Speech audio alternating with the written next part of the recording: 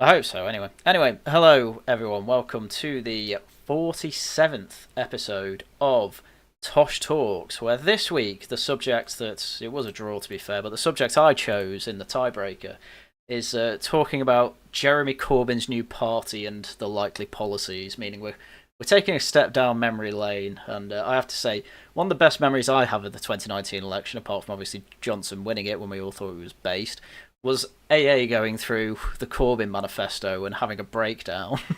one of his one of his most famous streams, I think, or infamous anyway, especially back in those days. Very funny stuff. So, why not get six people on to talk about that as well? Because obviously the big news from this week is there was another botched second launch of, I believe they keep referring it to your party, but then it's like it's not your party. They're all going to choose the name. Oh, we've got the most members, even though you don't have to pay. It's got publicity, and it's not all been necessarily good. And hello, everyone in chat. But today we have, as I say, six people on the panel, and they're all fairly regular, apart from Muzzkie, who's new. Hello, Muzzkie. Hello. His microphone hopefully will will improve. It's just a bit echoey. How is his microphone going to improve? I don't know. Over the course of us, donate now so Muzzkie can get in. Yeah, give me money and I'll give him money. Oh, I'm not giving money to Muzzkie. He can buy his own. But that is better actually. See, I told you to improve. Yeah, I'll do that. We also sorry, just really quick. Yes. Oh, sorry, no. Actually, you are. I'm going to DM him. That's fine. Carry on. Are you trying to flog your microphones again? Like you've asked many people about free stuff you want to give away. Fair enough. We've also got Mercian, of course. As you've heard, we've got Sero. Hey, how's it going? If you need any RAM on microphones, he always seems to want to flog them for free, so he's not really flogging them. And then also we have well, the thing is that both this channel and my other one are 18 plus anyway.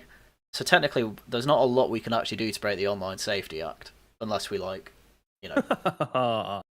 What you want? Is that a challenge? Well, no. I mean, they'll arrest you rather than me. So I'm not that bothered. But I think Would they though? It is your channel. I think they'd arrest you. And not it's a branded channel. I can't be arrested for this. I'm just the host. Gonna get bullied. How can we not relish in the Labour versus Corbyn dynamic if it'll help Labour get below 100 seats? Well, exactly, and that's why we're talking about this today, because people may remember the old "for the many, not the few" tagline from 2017, or as many people renamed it at the time, "for the many, not the Jew," which was just an excellent play on words, if you ask me. We're not exactly gonna. I mean, these are like 100 odd pages long. We're not gonna go through the whole thing exhaustively. We are gonna pretty much go through a lot of the sections. Obviously, we'll ignore Brexit and see what there is in 2017. Then see what there was in 2019, and see where the direction of travel goes. Because I know I think in 2017 they were a bit. Oh, let's not go too mad on it. Then obviously they forced a minority government, and then I think that made them in 2019 go a bit harder. And you especially had the Navarra people involved by 2019, if everyone remembers. I know when Jones stormed off a set once as well with Julia Hartley-Brewer, I remember. It's what killed the Corbyn kids, really. It was great. Now they're all trying to pretend to not be communist. Go on. Can I predict the manifesto for this new party? Yes, I'll we can do some quick predictions first. Yeah. So 2 words: Free Palestine. That will be their. That will be the first. That is definitely going to be part of it. Yeah. My prediction is wealth tax. I mean, that's another obvious one. I think people forget how crazy some of the manifesto was, which is why I was going to say these people aren't exactly particularly varied in their perspectives. So, well, there's going to be a lot of 70s communist stuff, because he is at the end of the day a 70s communist, but also he's handing it over as well with a lot of people that I think, as we've seen, a few Americans have seen, will not exactly be the most progressive, socially progressive type of people. And in fact, I think one of the people involved today was talking about social conservatism, and a lot of lefties were going mad, saying, "You're saying you're a social conservative, and that's not necessarily gone down well, with everyone. But it is sort of weird because I was speaking with my work colleague about this, how we're in a sort of parallel of the 70s. Yeah, that's definitely something I keep saying as well. It's not really though. It's music's a lot worse got a different dimension to it. Yeah, we didn't have the Muslim Party in the 70s. Well, I mean, Corbyn was there, so technically, you know. Had Galloway converted by them? That's when we had. I wondered. We did have the Islamic Party of Britain, but that was in 1989, and then it broke up in 2006. The yeah, I know. The numbers we were didn't, hardly the same. We didn't have the demographic problem, but the economic problem is very similar, which, it is very bad. Anyway, if you took a 1970s manifesto and presented it to a millennial or a Zoomer, I think they'd go for it. Do you reckon? Well, yeah. What was the thing that they did not that long ago? I was going to say, what was the thing that they did not that long ago? I don't know, lefties, whatever. But they basically repurposed. Was it this not Saddam Hussein? What was the other one? Osama bin Laden. And they basically just said, "Do you agree with these anti-America thing?" Yeah. Yeah. Do you agree with these statements? Yeah. They did that work? Oh, sorry.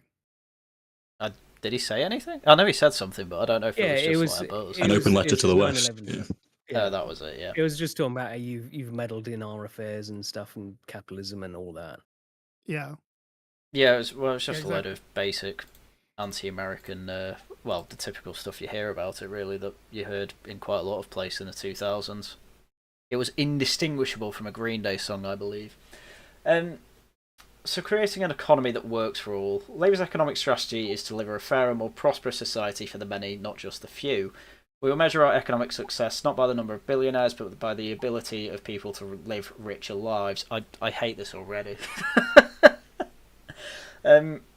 Labour understands the creation of wealth is a collective endeavour between workers, entrepreneurs, investors and government. Each contributor, each must share fairly in the rewards.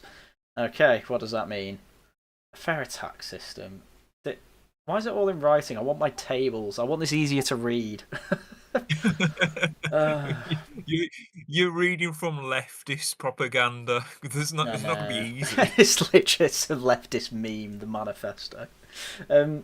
Listen, if you held up a bar graph to Jeremy Corbyn, it would be like hell holding up a crucifix. True. If I told him that it was a bar graph explaining apartheid, he'd probably just pretend to understand it. Taxation is what underpins our shared prosperity. All of us, including business, benefit from a healthy, educated and skilled population with access to basic services and secure housing. Wasn't the number like 600,000 graduates are on benefits or something? I can't remember what benefits are on. Was it universal credit? It's something ridiculous. Oh, yeah, I think it was. But being about 620, I think, thousand. Yeah, being educated just meaningless these days, really. Makes you more stupid. Well, that's definitely true. We believe in the social obligation to contribute to a fair taxation scheme for the common good. Right, what does it mean? Close down tax loopholes, tax transparency, and an enforcement program. Okay. We will not ask ordinary households to pay more. A Labour government will guarantee no rises to income tax for those earning below 80,000 a year. Oh, I remember that. Right. Do you know why it was 80,000?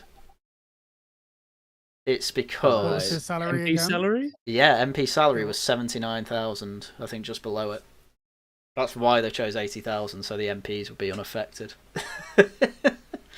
I do think if you're an MP though, and you're not taking advantage and making more than 80,000, you don't belong there. I mean, come on. Wow. All the opportunities for bribery and all these other sort of speaking crap to buy influence. You're only making 80,000. I don't know if it like necessarily. Was it the Pelosi Wealth Index or whatever they called it? Yeah. She just randomly became a billionaire. Yeah. Well, I don't know if that necessarily counts towards their income. I suppose it would actually. Well, they have to. Yeah. They have to declare it. 10,000. Yeah, exactly. But it's not necessarily to do with the income tax. It could be capital gains or something.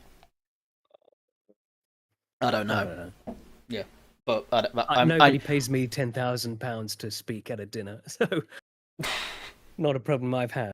I think people should pay me to listen to this crap.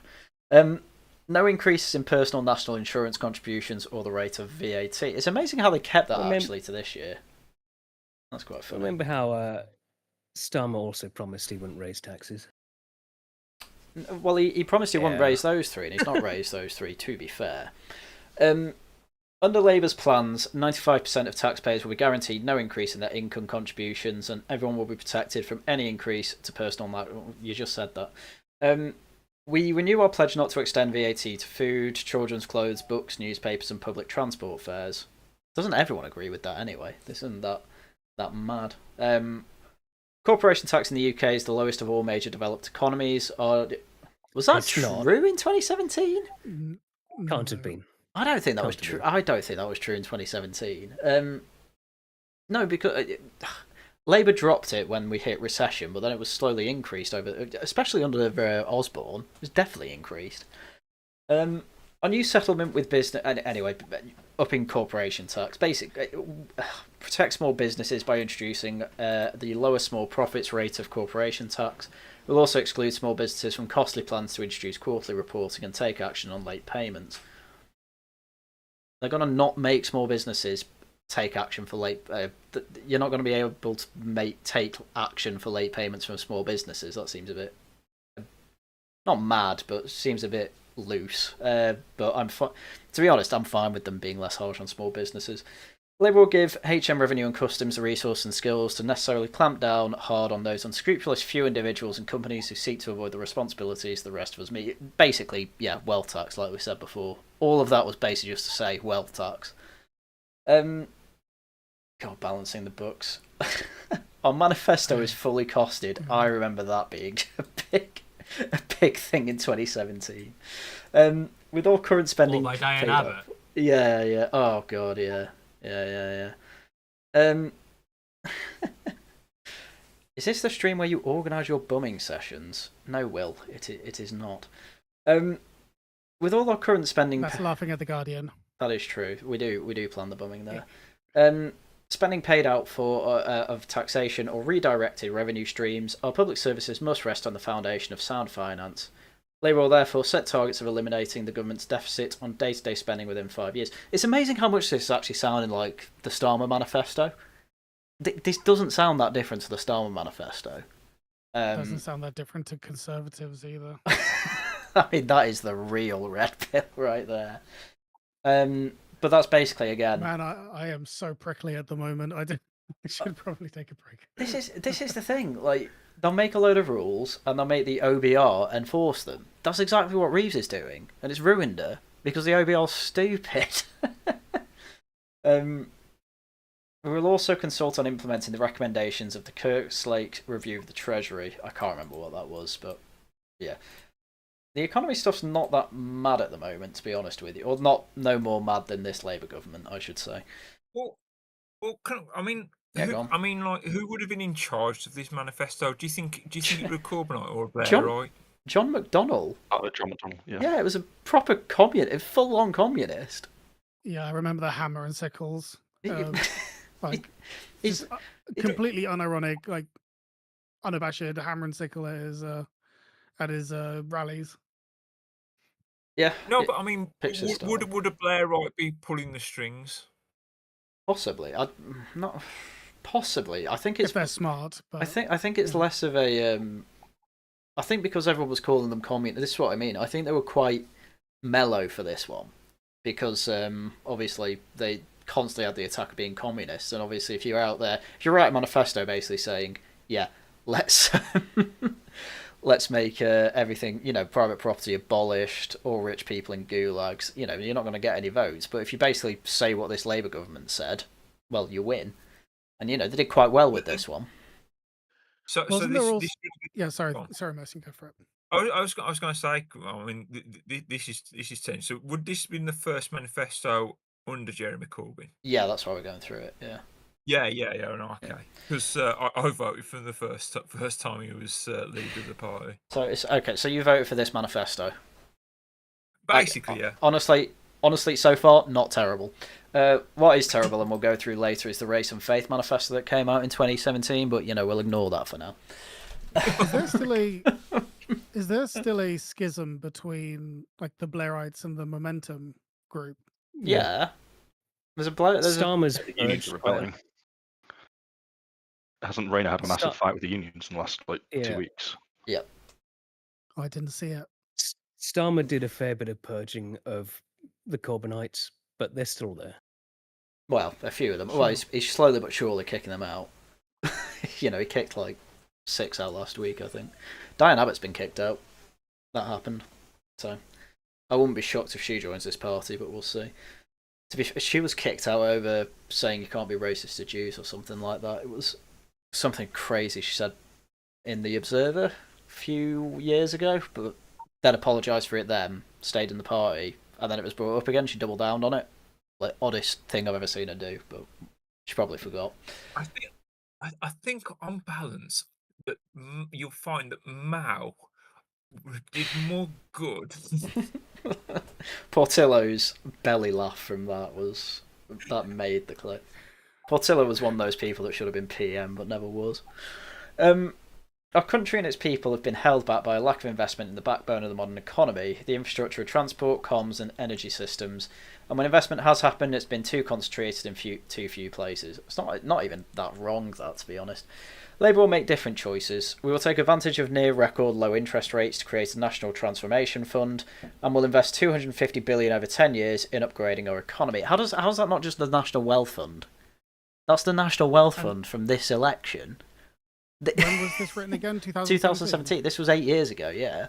Okay, because I was going to say I want to see some of those record low interest rates. I would be really happy to see some. I'd be glad to see those around now. We did have them back then, didn't we? When we stopped having low interest rates around trust, didn't we? Yeah, it was. Yeah. I didn't realize just how low the interest rates were.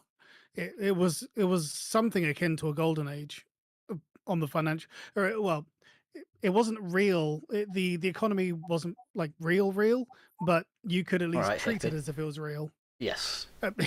Yeah, I know. The growth over the Blair years is mostly fake. Yeah. Well, that's what caused the crash. Yeah. And there's probably another one on the horizon. Yay.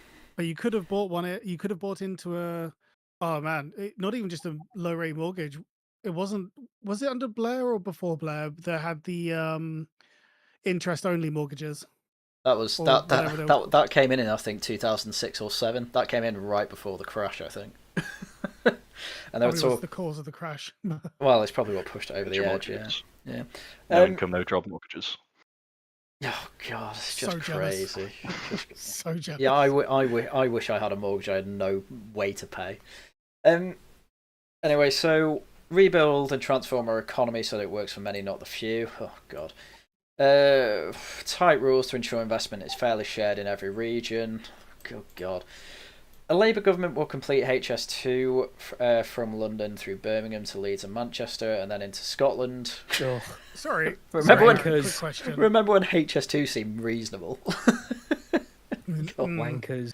Just a really quick question, and I know that this is kind of just a general problem with collectivism and communism, like writ large, but by the many, not the few, what do they actually mean? Because there are many people that don't necessarily have the same wants and desires or even basic fundamental needs.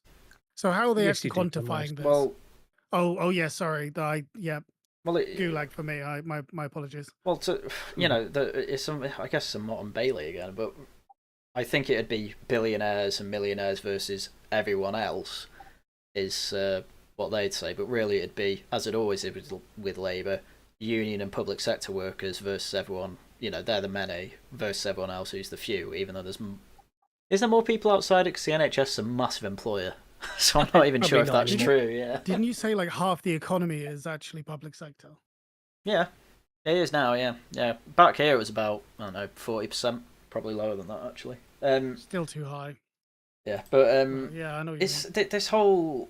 Why is it where they said investment will be shared around fairly? Like, do they mean equally in all regions? Because this was a massive issue that they had, and what killed industry before, Thatcher and Blair, and Major, to be fair, was that you had industry pretty much focusing in on the Midlands, and who was it? Oh, who did the Town and Country Planning Act? Attlee.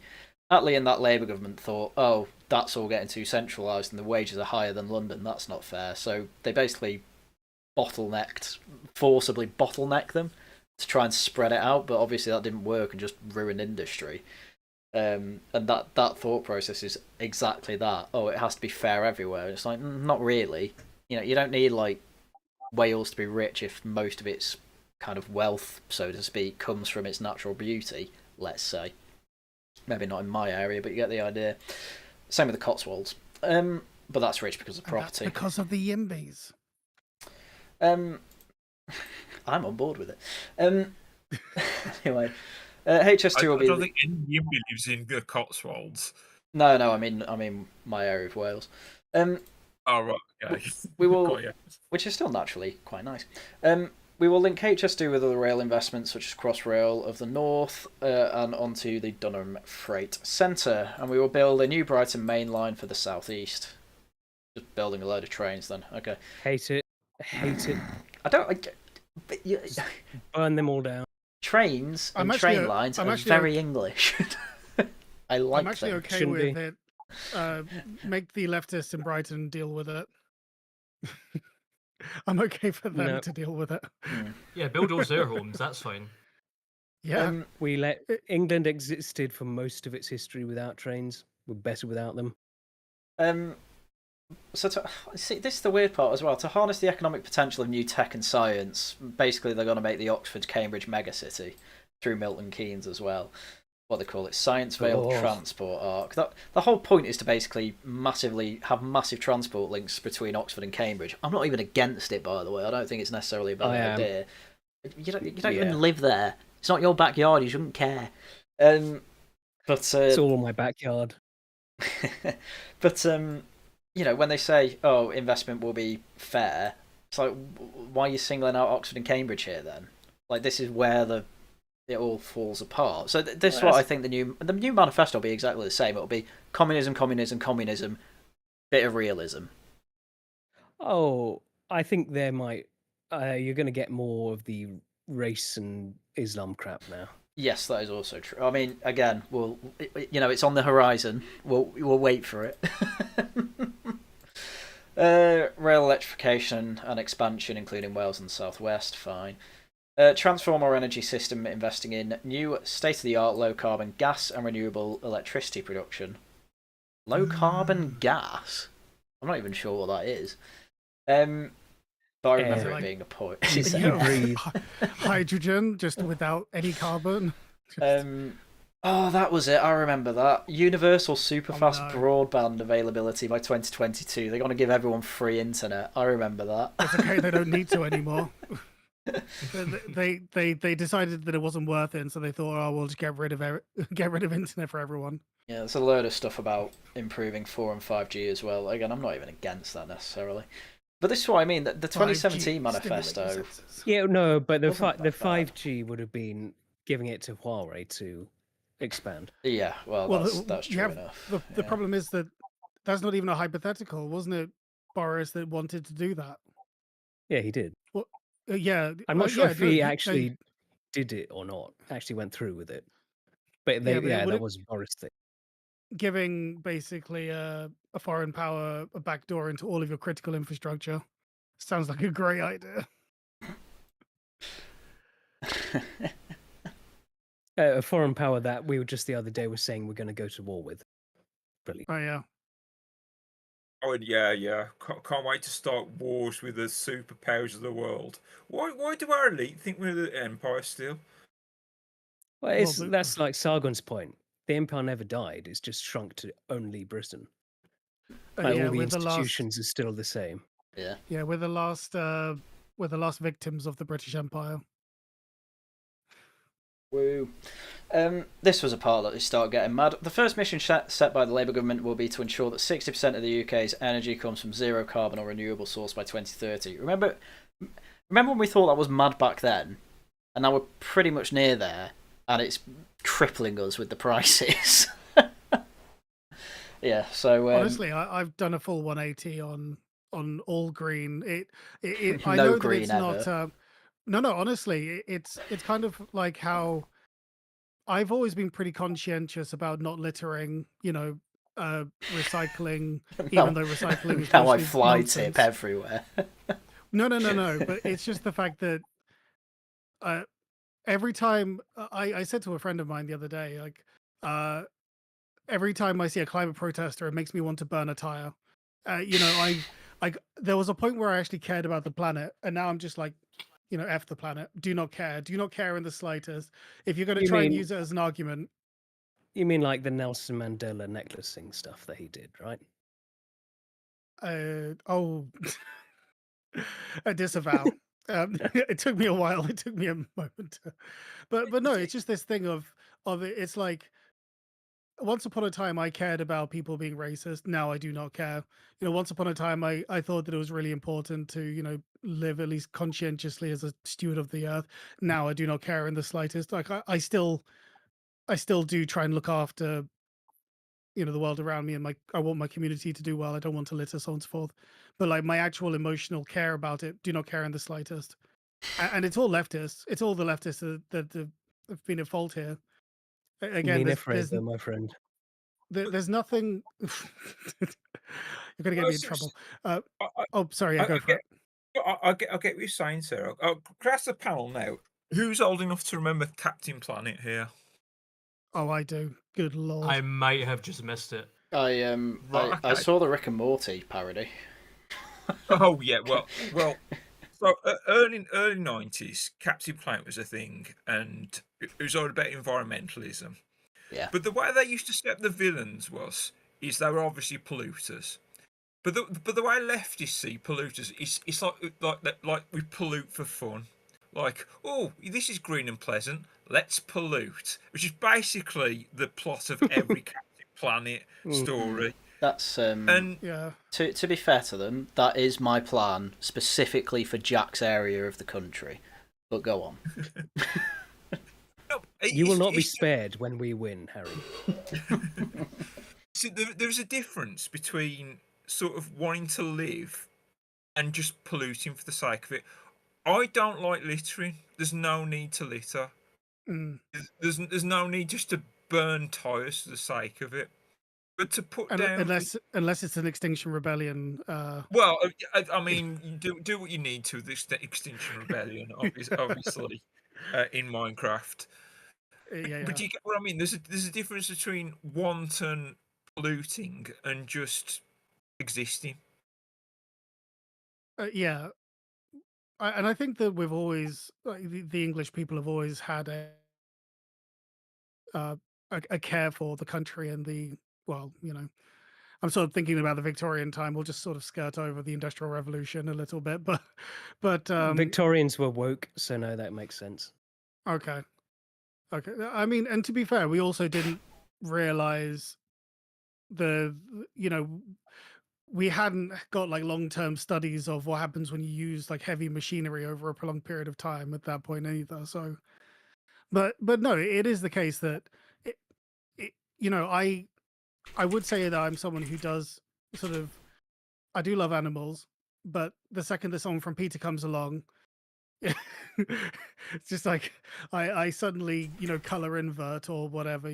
I sort of flip on its head, and it's the same with the green stuff. So going back to the article or going back to the manifesto, whatever. When it comes to the green you just stuff, go full Ozzy Osbourne. Yeah, just gonna eat this whole it's like sandwich. You want to. It's one thing if you've got like a choice, but if you're going to force it upon somebody, then I'm just instantly just like, no, absolutely no. All green stuff goes, all windmill goes, all solar panels go. I will sooner go back to coal, preferably nuclear. That is pretty much the Richard Tice position, which I think's a bit far, but I understand it. Anyway, the sentiment at least. It doesn't actually make sense. I will admit that it doesn't make sense, but you throw this stuff to the free market, and then what's it called?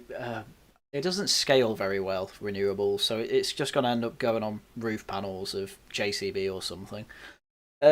Like as a supportive system, like as a backup or support systems, it's fine. It's there to make it's good for making your individual your factory energy price come down a bit.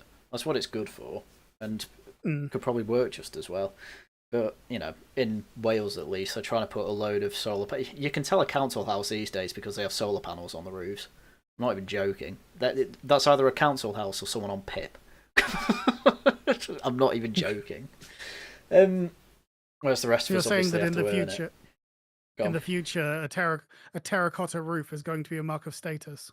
Well, the opposite really, because it's a status symbol now to have PIP. I saw today actually. Max Tempers tweeted it. People on Facebook asking in groups, "Oh, does anyone here want to go to Alton Towers?" Because people on PIP get to skip the queue.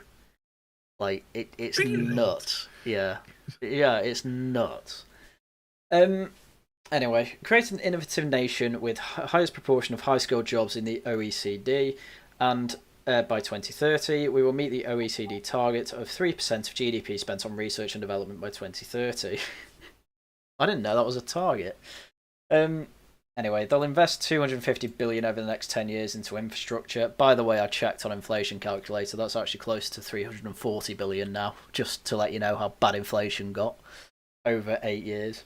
National Education Service, we'll get into that. Targeting government support where there are gaps in the supply chain. Negotiate new trade deals with Europe that put the jobs of the economy first. Oh, because we weren't out the EU, but obviously we voted Brexit. Requiring the best standards on government contracts with procurement. Well, that was never going to happen. And by committing extra research investment for R&D. By capping costs for they're going to cap the energy prices. Didn't Theresa May do that anyway? Starmer promised it. Promise which one?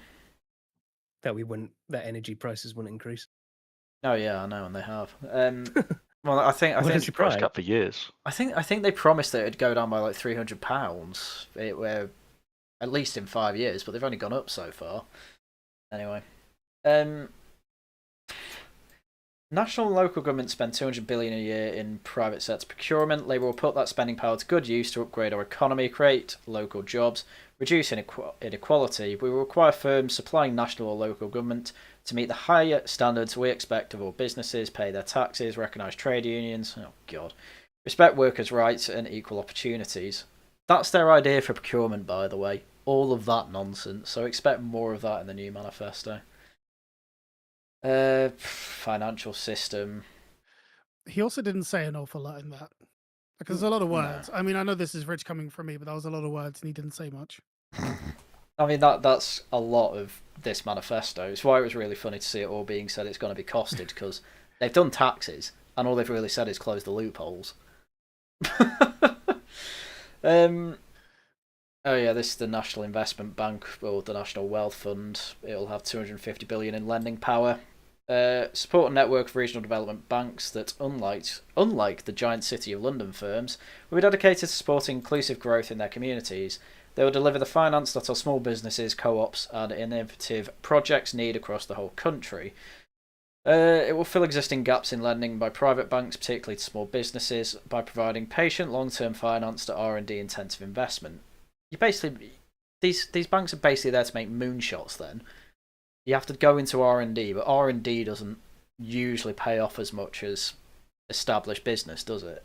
So that's your issue there. But I get wanting to help small business. Yeah. I was going to say R&D is completely... I think that the system that they actually had in some businesses, it was a policy that existed previously. That actually wasn't too bad, which is that I think you can get like a tax deduction based on your R&D in your business. I can't quite remember what the rules around it were, but that was a policy that did exist. But I don't know why government would need to like fund R&D. I think it's one of those things that would work much better as a tax cut rather than I don't mind it for government the funds defense. a lot of R&D. Yeah, I don't mind it for stuff like defense. And it doesn't get. I was going to say it doesn't get an awful lot for its money. If you put it into private... that's why the government's doing it. So upsetting. It's all right in some cases, but not. You know, you could probably cut it by about 80%. So that's where you're in a catch-22. Anyway, what we need is another Roswell crash. What, aliens? The alien. Yeah. Yeah. Did they give us microwaves? The technology that comes right after following the Roswell crash in 1947. It just seems to come out of. They were. Where are they now? Where did that? It all stopped. Where does all innovation come from? Oh no, we got the internet. No. Why hasn't it increased? Like, we got that. It doesn't increase in a straight line, does technology. It doesn't increase in a straight line necessarily. Go on. Part of it is just over-regulation, unironically, because I was saying to my missus, I think we were reminiscing on the guy who got told off for basically making like a nuclear, was it like a nuclear reactor or something? He made it in his shed. I can't quite remember, but it's just like actual innovation, which used to be done by individuals, now needs so much red tape to actually be able to do anything. And then you have a lot of technologies now that have such a huge startup cost and such a huge sort of, I guess, R&D cost, whatever.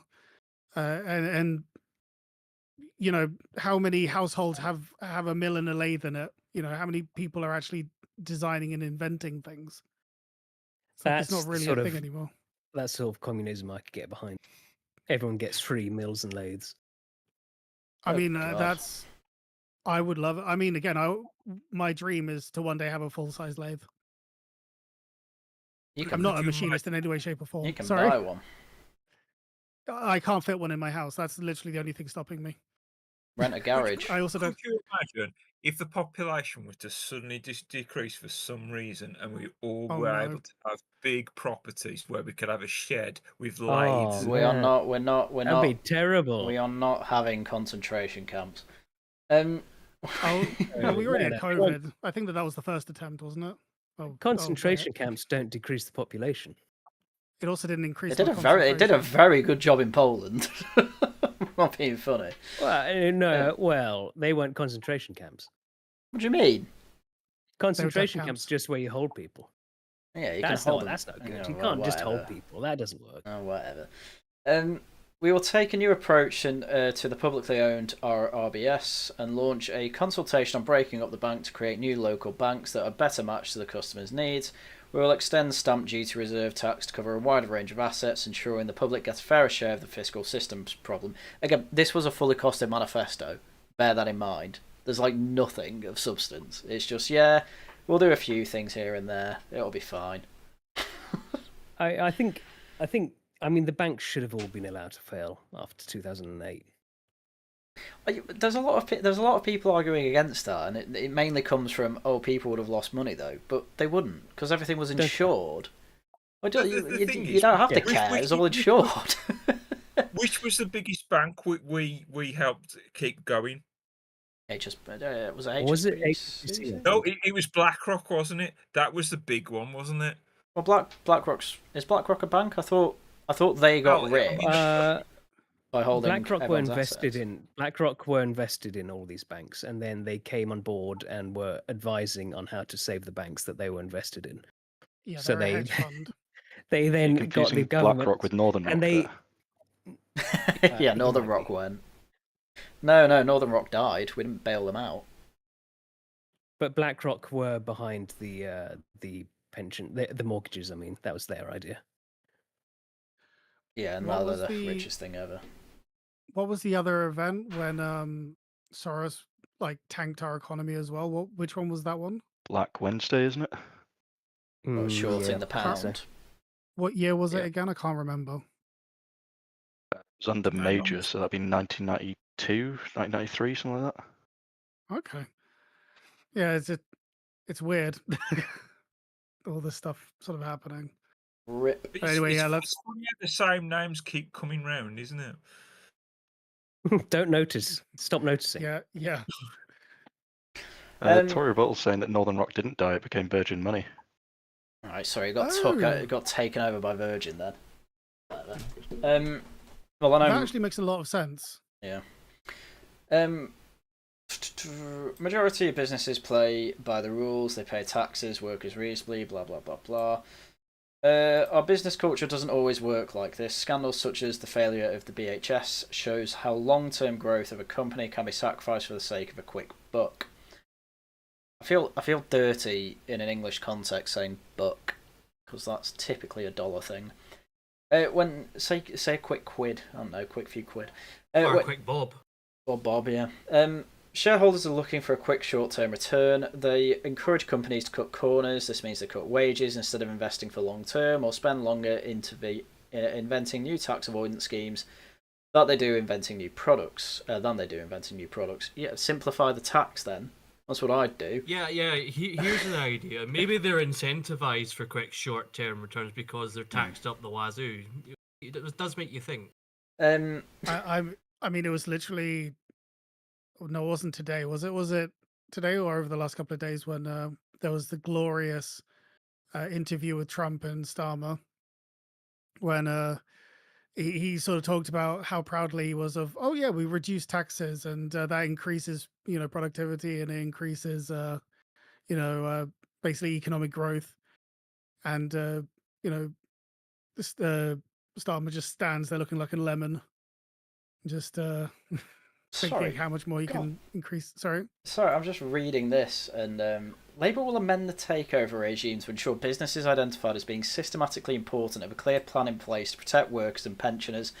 Pensioners when a company is taken over. Labour will also legislate to reduce pay inequality by introducing the excessive pay levy on companies with staff on very high pay. So they're going to cap you.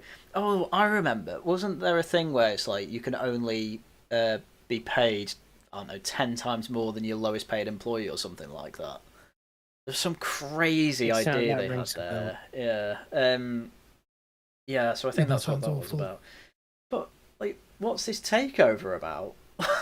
What do you mean will amend takeover regime? So I take it means when a company goes bust or something and it's taken over, it's like, oh, the new people have to have a plan in place to not screw everyone over. It's like, they will have a plan in place, and it's like, what do you mean not screw anyone over? Can they not fire people that they see as useless? I don't get it. I think there was at the time there was a big chain that went under, and basically their whole pension fund was empty. Yes, possibly. Was it? I can't remember which one. Might have been Woolworths. I was going to say it's not Woolworths. It might have been might have been Woolworths actually. I think Woolworths went before the credit crunch, though. I'm sure. I don't think Maxwell's dad get done for the same thing. He robbed the pension fund of his newspaper. That was back in the 90s, but probably. Right. So I don't. Well, how's that the takeover regime? Well, that's not the new takeover ruining that. That's the old one running away with the money. Well, I think it should be illegal. I think it might have been sold for £1 or something as well. The business. Yeah. And the pension fund was all empty. Yeah. Anyway, we're gonna have to start reading these summaries. So mandate new investment bank. Yeah. Reinstate lower small business corporation tax rate. That's not even a bad idea. Introduce a package of reforms that business rates, including a switch from RPI to CPI indexation. Exempting new investment in plants and machinery from valuation. Okay, and ensuring that businesses have access to proper. Does that mean when you're valuing the business, investment doesn't count anymore? That doesn't make a lot of sense. You're just making a new tax loophole there, actually. I mean, it does kind of make sense in the sense that if you want to base a this does make sense if you want to base it purely on a company's profitability. Well, yeah, just base it on the profitability. I know what you mean. But the thing is, and if they weren't commies, this is actually not necessarily a bad way of changing evaluation on how companies are valued, because you absolutely could, for example, have a business that's worth, say, £1. Someone comes along and says, okay, we'll have a 50 grand loan. Okay, well, now your business is worth 50 grand and £1. Your business didn't change, but you're like, nothing has changed except the fact that you've got investment. Yeah. So yeah. So actually, I think that's not actually a helpful way of valuing a business. But again, I don't trust commies to be the ones to make that change. Yeah. Well, they'd scrap quarterly reporting for businesses with a turnover of under 85,000. That's actually probably not a bad idea. That's a good thing. Yeah. Declare war on late payments by using government's procurement to ensure anyone bidding for government contract pays its own supplies within 30 days, and developing a version of the Australian system of binding arbitration and fines for persistent late payers for the private and public sector. They're not actually that bad. I love it says declare war on it, though. Like, we'll if you don't pay, we'll send in a battle cruiser. We'll invade you. We'll invade you. Yeah. So what's this? Widening ownership of the economy. Bring private rail companies back to public ownership as their franchises expire. I think Labour are doing that. Regain control of the energy supply network through the alteration of operator licence conditions and transition to a publicly owned decentralised energy system. Publicly owned just means centralised. Doesn't make sense. Yeah, exactly. Again, Labour are kind of trying to do that with GB Energy, but that's kind of died a death. Replace our dysfunction. What GB Energy is yet? Well, exactly. Well, it was supposed to kind of be an investment, almost like a government investment bank, where it's like, we'll put in £1 for I don't know, this wind turbine, and private puts in £3.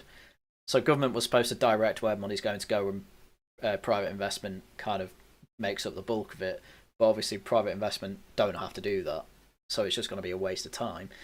Replace our dysfunctional water system with a network of regional publicly owned water companies. Okay. Well, I mean, Scotland and Wales already have that. Reverse the privatisation of Royal Mail at the earliest opportunity. I don't think you're managing that. Basically, make everything... what's it called? Make everything publicly owned, blah, blah, blah. It might be controversial, but I don't think the privatisation, the publicisation of water would be such a bad thing, considering foreigners own all our water now. I would find that preferable, yes. I mean, all privatisation had to do was say only Brits can own it. That's like the only thing I'd say. Which did happen under Thatcher, oddly enough. It was under Blair it all got sold off, and Cameron and Johnson, etc. Sustainable energy, it's all net zero stuff, really, isn't it? 1 in 10 households are in fuel poverty, yet Consumption Markets Authority found customers overcharged an enormous $2 billion every year.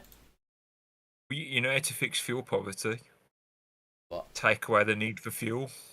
Or just frack. Yeah. Energy price. I know exactly what you're saying. Yeah, I agree, Mercian. Yeah. Energy back into public ownership, gain control of the supply network, support creation of publicly owned, locally accountable energy companies. I mean, now Labour's just doing that with GB Energy, but that's obviously nationwide. Legislate to permit publicly owned local companies to purchase the regional grid infrastructure and ensure that national grid and regional grid infrastructure is brought into public ownership over time. I mean, honestly, under the Tories we've got the SEND issue, the special needs issue, which is just plummeting all councils pretty much into debt. This would have done the same thing, but with energy. I almost guarantee. As it has with the NHS, by the way. But yeah. Low carbon energy, it'll employ 500,000 people, whatever. So over 77 billion turnover. With the backing from the Labour government, these sectors can secure a crucial share of the global export market. We've not been an exporter of energy since Tony Blair. Tony Blair literally ruined our energy exportation. Just nuts. We're so stupid in this country because we need energy more than ever. Oh yeah. And our capacity to make energy is less than it's ever been. Well, not ever, but since the Victorian times, probably. Yeah. So Labour's... I mean, I was going to say we're stupid in this country because we keep voting for Fabians, but then that's just me. Well, the idea with the Brexit part. Before you skip over the Brexit part, was he at this point? Was Corbyn still saying he wanted another referendum and to campaign against it, or is that in 2019? Can't remember. I think it was. I think it was both. I think they basically say on it. Oh no, they're just saying negotiating Brexit. No, because I think there's a thing that said in the content page. There's a thing that says a final say on Brexit or something. So I think that was another another Brexit thing. It might be nearer the bottom. I can't remember. Where he'd campaign against his own deal that he just fought for. Yeah, it's just, it was. It's just nuts. Immigration. Didn't we already have a final say on Brexit? Yes, but according to Cameron, we did already have our final say on Brexit. Refugees are not migrants. They've been forced from their homes by war, famine, or other disasters. And unlike the Tories, we will uphold the proud British tradition of honouring the spirit of international law and our moral obligation by taking our fair share of refugees. Excuse me, but in hindsight, what a ridiculous thing to say. Tories have been absolutely... What do you mean in hindsight? As in saying the Tories don't honour international law and taking refugees is ridiculous because we brought in millions. Probably not millions, but certainly hundreds of thousands. Yeah. The context of this in 2017 is just after the 2015 migrant crisis as well, so it's hitting Europe and not us that much at this point. That's true. You see, this is the thing that confuses me about Corbyn, because at the time I thought I had him down as an old school sort of Labour guy, i.e. for the working class. That is such a Blairite thing to say, in my opinion. Like the Bernie Sanders, who was when he was against mass immigration. Yeah, and then they weren't. Well, the old school Labour were always against mass immigration. That's why I voted for Corbyn, because I thought he was an old school Labour fella. I suppose he is in many ways. I guess he can't have every one of his policies through.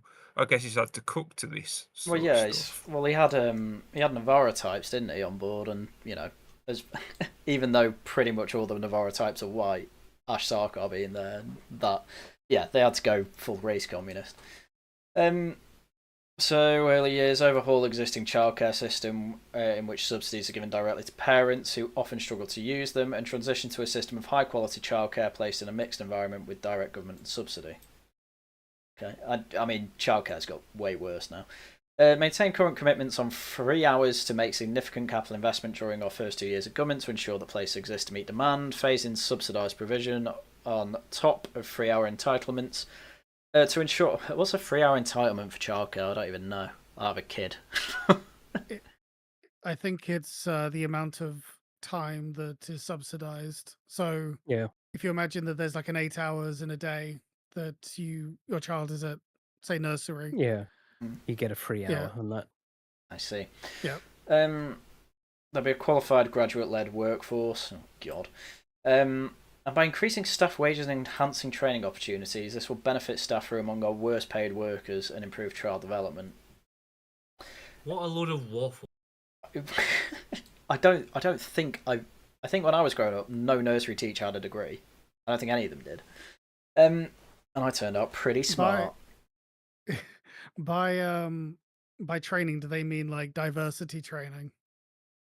Well, that's the question. Yeah, probably. Extend the 33 hours to all 2-year-olds and move toward making some childcare available for 1-year-olds and extending maternity pay to 12 months. Oh, God.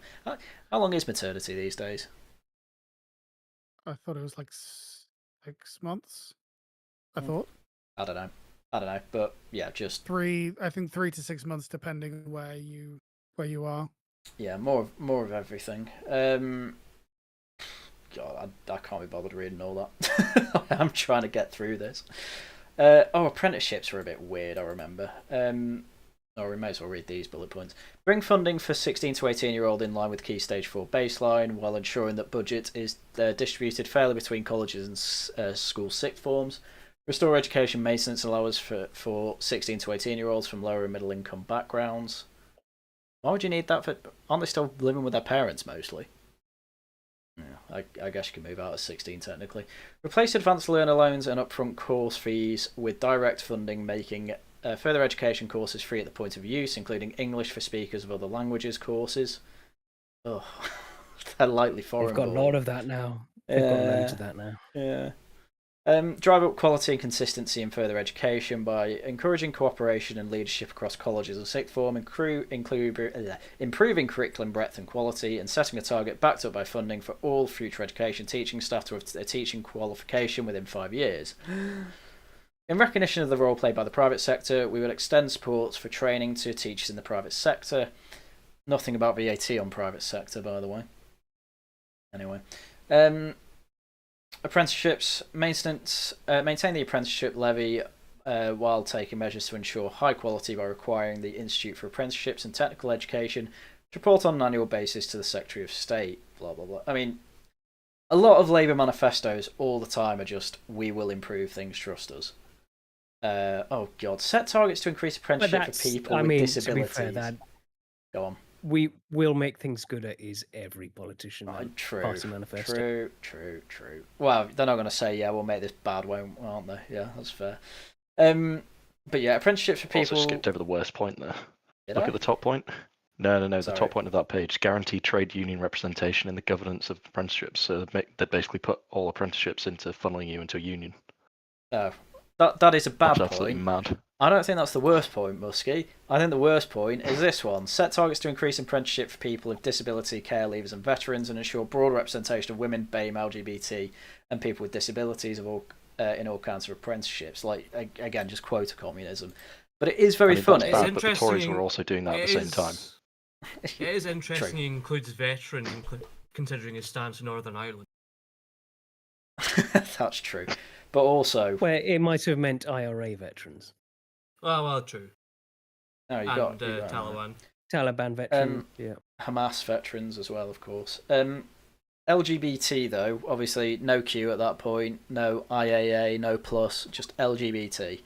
This was 8 years ago, and this feels like a lifetime ago. Well, I think the new Corbyn party has dropped that. What do you mean? I'm with you. Oh, right. They're not going to be... Sorry, I see what you mean by dropped. Were they on a roof when they dropped this, by any chance? Yeah. Yeah, there you go, yeah. Consults on introducing incentives for large employers to overtrain numbers of apprentices to fill skill gaps in the supply chain and the wider sector. Why would employers overtrain their staff for them to leave for other sectors? What? Basically what the accountancy sector has done for ages, and I've never worked out how or why they do it. Because like KPMG and PwC train up all the accountants in the country, and they all just leave after they've got qualified. I don't know. I don't know why they do it there, but to expand that to everywhere else seems mad. It actually can make sense if you can always ensure an influx of essentially bottom rung cheap staff. Oh yeah, they pay them fuck all. I'm sorry, they pay them absolutely nothing, and then they do really cheap work for them. So I guess they just milk them whilst they're there, and then just send them out the door. It's usually, from what I've seen, it's usually a way of saying, we're not actually going to. You're not going to get, like, your career is not going to get forwarded with it or increased, or I can't remember what the word is. Your career is not going to proceed within this company. So we're going to train you up, and you're going to go somewhere else if you actually want to be paid more. That's usually what it is, but I'm not sure how this works in a private. Oh no, sorry, in a public sector. They're probably getting government grants. I feel like talking about a British talking point at the minute, and this is where the British would bring up the British Empire. Are you all familiar with the British Empire? British Empire. I've never heard of it. Right, okay. So it's in 96. Yeah, it's 96 sitcom starring Richard Barry, Rimmer from Red Dwarf. Mm-hmm. Chris Barry. That's his name, isn't it? Chris Barry. Thank you. Sorry, I'm terrible with first names. Keep going. It's fine. Yeah, no. So basically, the plot revolves around him being the manager of a leisure centre in a fictional Newtown. In fact, I think it was called Newtown. And the way he got to that position is he would do everyone's head in and get promoted upwards. So they basically get him out of there by promoting him out. Which feels like a very Labour thing to do. Yeah, he's annoyed me. Just hire him all so he of goes society. away. That's all of society these days, I think. Chris Barry's the perfect person to hire for that as well, for that role. It's well worth a watch if you ever find a way of watching it. It was on YouTube for a bit, but yeah, why not? Anyway, they're gonna scrap tuition fees while also introducing maintenance grants for university students, or reintroducing them, whatever. Were they gone by that point? Oh, this is when I left uni. Yeah, maybe they were. Oh, I can't remember. Fees are 9,000 a year. To be fair, they've not actually really come up since then. I think they went to what 9,250 now. University fees are underpaying really what they are and were. University tuition is free in many northern European countries, and under a Labour government it will be free here too. I don't know how true that is, but I would imagine they also don't have half their people going to it. So there you go. Oh, rights at work. Oh my god. Raise the minimum wage to at least £10 per hour by 2020. God, at least the Tories never managed that. Oh, and for all 18-year-olds. Minimum wage is like £24,000 a year or something like that. Yeah, it's like 12 quid. It's like 12 quid now, but the Tories by 2020 had it at about £8 or something. I think in California, some people want it to be raised to $30 an hour. Let's just make sure no one's hired. Oh god, this is where it's going to get mad. This pretty much all this, I guarantee, will be in their manifesto. I mean, half of this is what Labour are doing anyway. Give all workers equal rights from day one, whether part or full time. Temporary staff get it too. Good god, or permanent, so that working conditions are not driven down. I mean, they're equal after prohibition, and especially after 2 years. It's basically impossible to fire anyone after 2 years at a company. Ban 0-hour contracts so that every worker gets guaranteed a number of hours each week. Again, 0-hour contracts that only exist because of minimum wage, and I'm always going to fight that corner.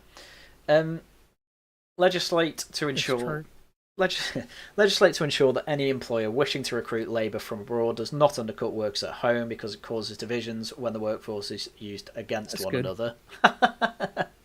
Oh my god, imagine saying that now. Kind of based, yeah. I mean, that's our point. Wait, what are you talking about? Repeal the Trade Union Act and roll out sectorial collective bargaining because the most effective way to maintain good rights at work is collectively through a union. Oh. What was the tweet I saw? It was like, unions may have had a point for about 5 minutes in the 19th century, but they've been a non-stop horror show ever since.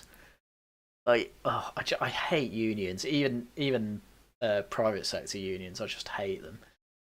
Guarantee trade unions a right to access workplaces so that unions can speak to members and potential members. Ugh. Proposed for... I mean, you've always got to bear in mind as well, unions are just an arm of the Labour Party. They're very incestuous. Proposed 4 new public holidays bringing our country together to mark our 4 national patron saints. These will be additional to statutory holiday entitlements so that workers in Britain get the same proper breaks as in other countries. Yeah, we need like an NHS day. We need like a public, a People's Republic Day. Well, what they're talking about there is just the patron saint days. That's actually quite surprising from Labour.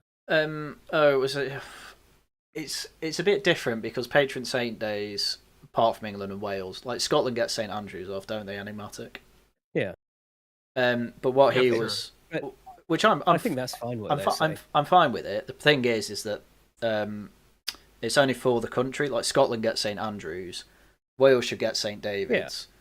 But the point of this, like the point of this, saying there, yeah, have it for Virgin Island if you let them have St Patrick's Day off there. Yeah, so you'd have St Patrick's Day off for the whole of the UK. Yeah, Andrews for the whole of the UK. I don't think we need 4 more holidays. Yeah, we do. If we want and it's also so if you want to make Britain a bit more united, that's an easy way of doing it a little bit. Nah. I mean, this would never happen, but maybe we should campaign for St George's Day. Oh no, I'm fine with St George's and St David's Day also being national holidays as well. I am fine with that.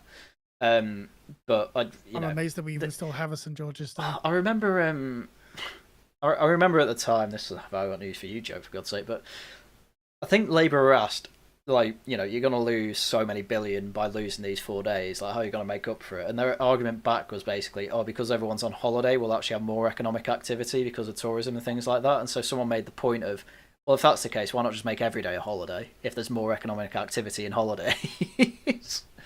Yeah, because it was just nonsense. No, and it isn't the case that more work, like having shorter hours, can actually lead to more productivity.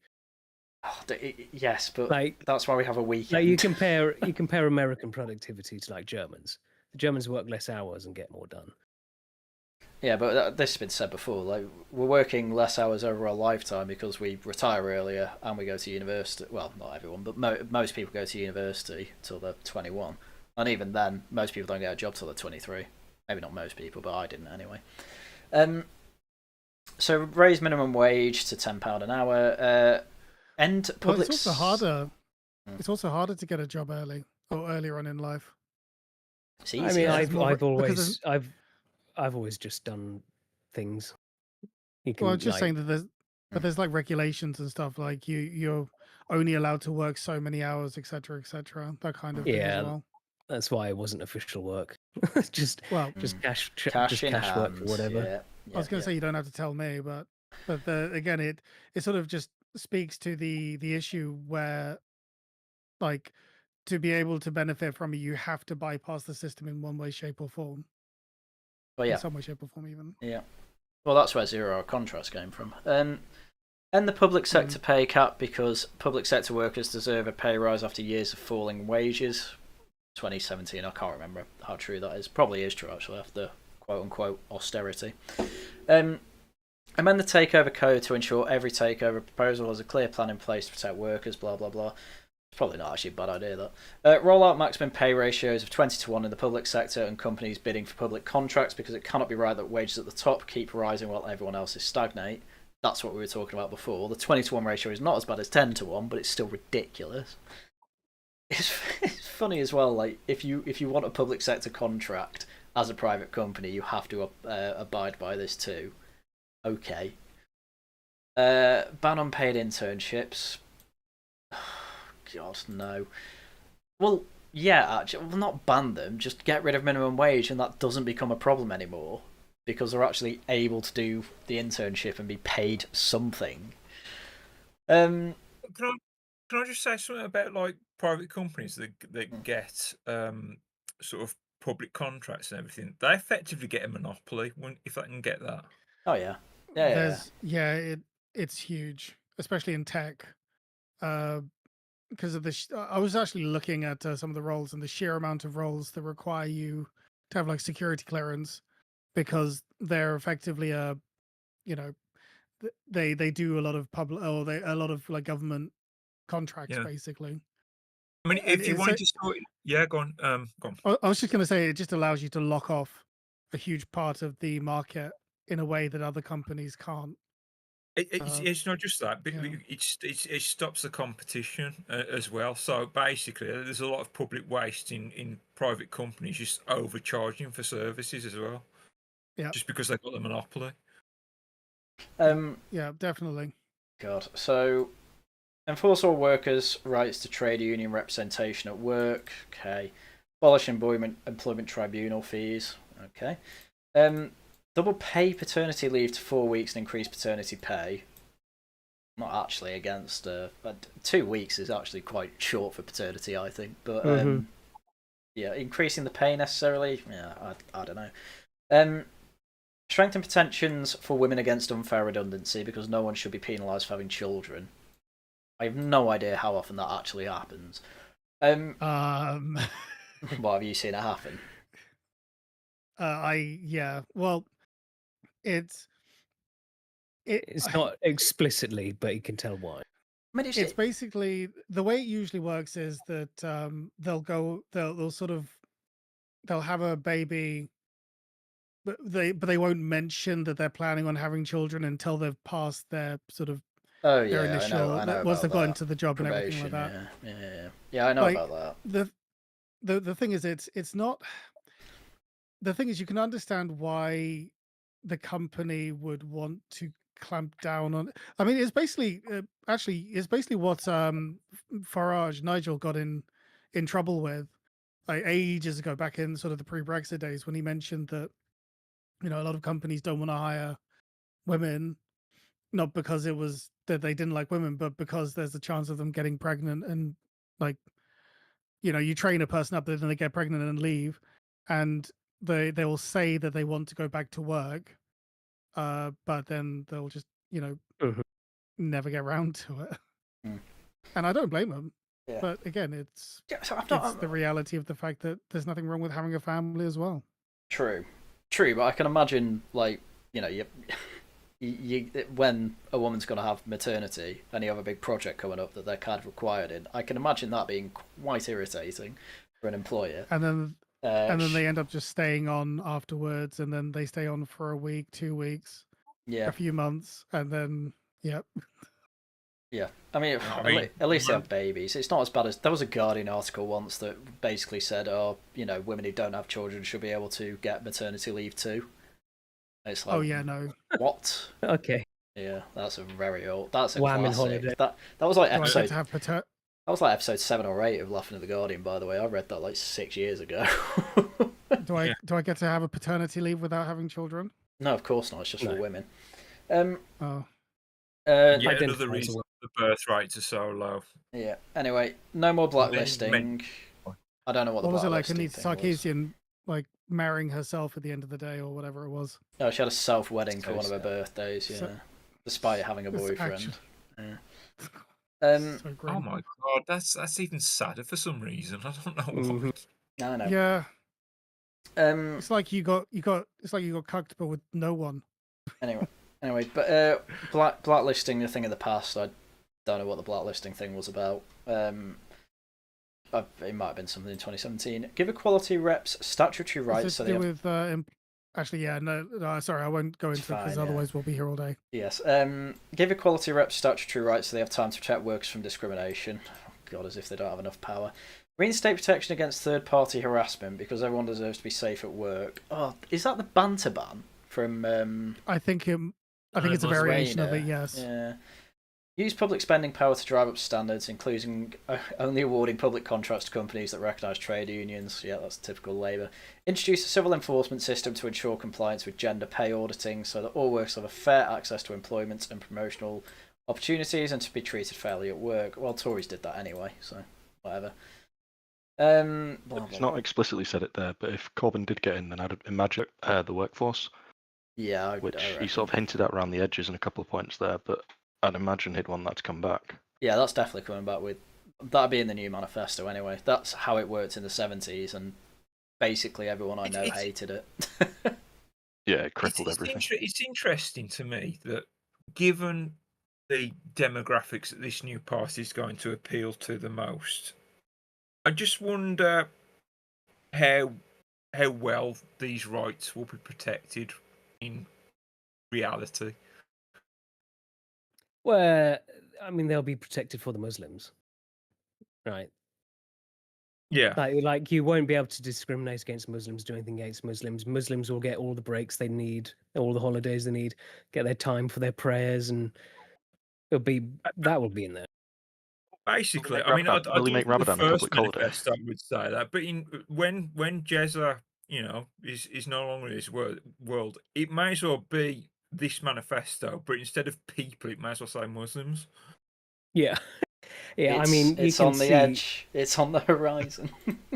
I mean, you can see. It's both sides of it, isn't it? Like you got Muslims, like who will be puppeting like the white man in charge, and then that sort of. You can see how it's going to go. Like neither Farage nor Corbyn has the will to stand up to them. They're going to clamp down. It's true. Yeah, like Mr. We've got to appease the Muslim. I'm not going into it now. Boring. Labour will clamp down on bogus self-employment by having a Ministry of Labour. Oh, that's bad for me. Giving the Ministry of Labour the resources to enforce all workers' rights, even if you're self-employed. Banning Wait, what? Sounds a bit Mussolini-esque, doesn't it? What does that mean? I can give myself a holiday as a self-employed person. We also did an internal audit. Give me 10 minutes whilst I consult my 10 different split personalities. Yeah. Oh no, so no, this is inclusive. So this is like the people that've got like the head friends or whatever they call it. You know, the Oh people. yeah. Yeah, the leftists who are like, oh, you know, I'm not schizophrenic, but I have like 3 people living in my head, and they all have like a you know, a sexual identity. Damn. Ooh, Hell of a split personality. Impose punitive fees on employers not meeting their responsibilities. Strong language. Help deter others from What doing are their the responsibilities? same. Yeah, who gets to decide even what the say. responsibility? Well, Yeah. this is what's so weird. Like, what do you think a self-employed worker is? Like, Yeah, that's what I don't get. Like, rolling out sectoral collective bargaining and strengthened trade union rights. What, on self-employed workers? What? I was going to say, It must just be talking about contractors. Yeah, listen but to even me. Listen to me. I want a pay sorry. rise. Listen to me. I want a pay rise. No, sorry, I'm not allowing myself to have a pay rise. Oh, mounting evidence that workers are being forced into self-employment by unscrupulous employers to avoid costs. They're due is this on about Uber? This is talking about Uber, isn't it? Right, so gig economy stuff. Right. This makes a bit more sense. So they want an Uber union, etc. Okay. But that's not public. Labour don't care. They'll make a union and then they'll nationalise it. Come on, that's how they work. This is mildly upsetting. Yeah, and this was back when Uber wasn't a Boris Wave thing as well. I remember Uber Eats. No, they didn't have Uber Eats. Deliveroo at uni, and Uber. In fact, it was much less. You know, you'd have. Yeah, you'd have like normal natives. I nearly said normal, but I was like, oh, that's the wrong impression. Go on. No. Did you see Uber doing that women only sort of one service? Yeah, I remember that one. Rolling out. Yeah. Oh, the memes are great. I mean, I imagine like any women who want to take that up will do quite well, because there'll be a lot of women who would just want that.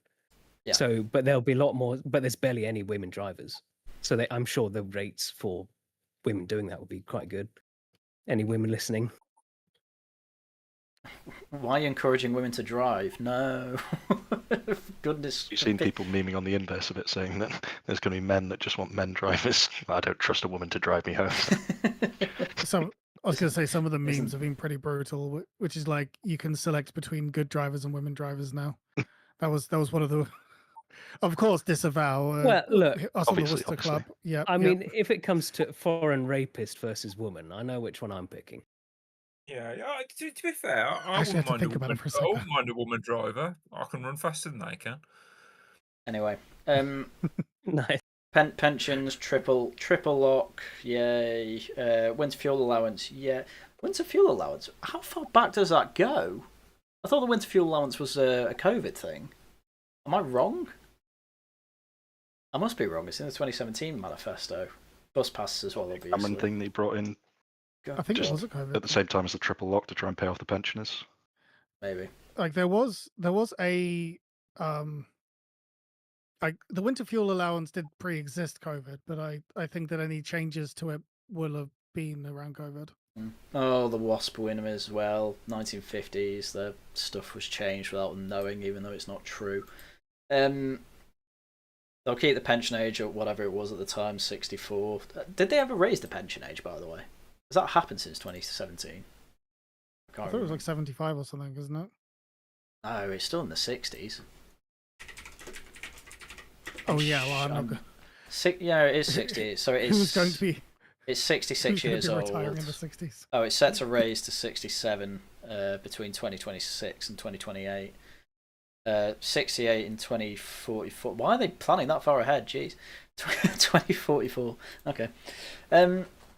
Anyway, pensioners get everything great. Yeah, so if you're millennial or younger, you're absolutely screwed. Yes. Yeah. Yep. Yeah. Did they have a bedroom tax? No one under the age of 50 is going to get a state pension. Yeah, we all know that. Well, that's I'm sure we all have private pensions. But you have to virtually now, don't you? Yeah. So, what are they going to do for those? Dignity for those who just don't feel like working, God bless them. Scrap punitive sanctions regime. Can't remember what that is. Scrap the bedroom tax. Did they ever bring in the bedroom tax? I don't remember. I think they did. Wasn't there like a window tax or something that they tried to push forward? That was Sorry, Mercian. yeah, back in 1748. No. It was more recent. I think I did, but only on council houses in particular. I saw a GB News segment on it recently, and I think a lady had a council house, and I think a son died, and she was stuck with this bedroom tax, so she couldn't afford to live in a council house anymore. So I think that is a thing. Right. I think specifically on council houses. Fair enough. Reinstate housing benefit for under 21s. Scrap cuts to bereavement support payment. There's bereavement support? I didn't even know that. Sorry, just quick question. You said that this whole thing was afforded for. It was all. Yeah, it's all costed. This all costed. But where? I didn't see where this is costed. This is an awful lot of money. This was the joke at the time. They just had nothing to cost it all apart from closed loopholes. That was the joke. Is the idea that when the amorphous rich pay their amorphous fair share, then we'll be swimming in money? Apparently, yeah. Anyway, increase all benefits. Implement court decision on PIP. So there is a real parity esteemed between those with physical and mental health conditions. Okay. I thought they already were done by courts, if, in the end, if you got it rejected like twice or something. Scrap work capability in PIP assessments and replace them with a personalised holistic assessment process that provides each individual with a tailored plan, building on their strengths and addressing barriers. What the hell? Labour will end privatisation of assessment. Okay, that bit's not terrible actually. But... Sounds expensive. Yeah, what the hell does that mean? We'll have whenever anyone says we'll have a holistic approach to X, Y, or Z, I have no idea what they mean.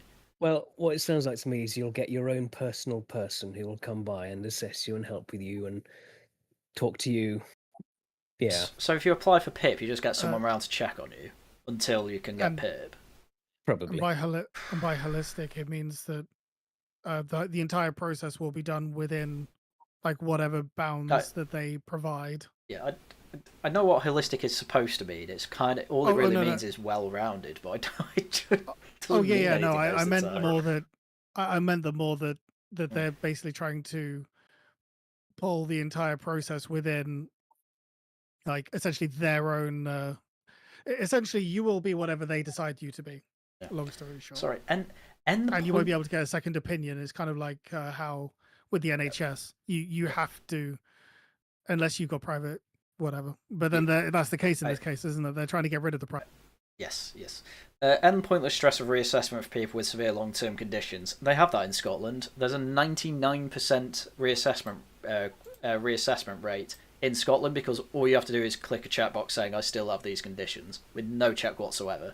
You're on PIP in Scotland. You're on it forever. It's crazy. PIP maxing. Yeah, I mean... Enigmatic, get on it. PIP maxing. I don't know why I'm not, to be honest. Honestly, man, every video that... Is being short a disability on PIP? Disavow. but like, other than a lot of the recent blackpilling stuff, previously, every time Harry sent out a new video, I think my comment under it was always, I feel like I'm such a mug for working and not just... I get you. I get you. You are. Yeah. You are. There's a long-term benefit to it, I'm sure. Anyway, build more houses, yay, blah blah blah. Treasures in heaven, something like that. Build more houses. Well, everyone says they'll build more, won't they? But they don't. Wankers. Mercian was correct. We can increase the housing supply quite easily without building more houses. Well, no, you can reduce the demand. Is what you mean.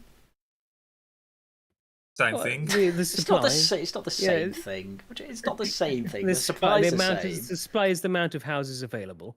No, it isn't. Right. Supply is just the amount of houses, whether available to purchase or not. No, that's not how supply and demand works. What are you on about? What are you on about, man? No, it is. No, you can bring house prices down, but what you're talking about is reducing demand. Just say yeah. Actually, you, with housing, you can get the same because you it's can't. kind of both.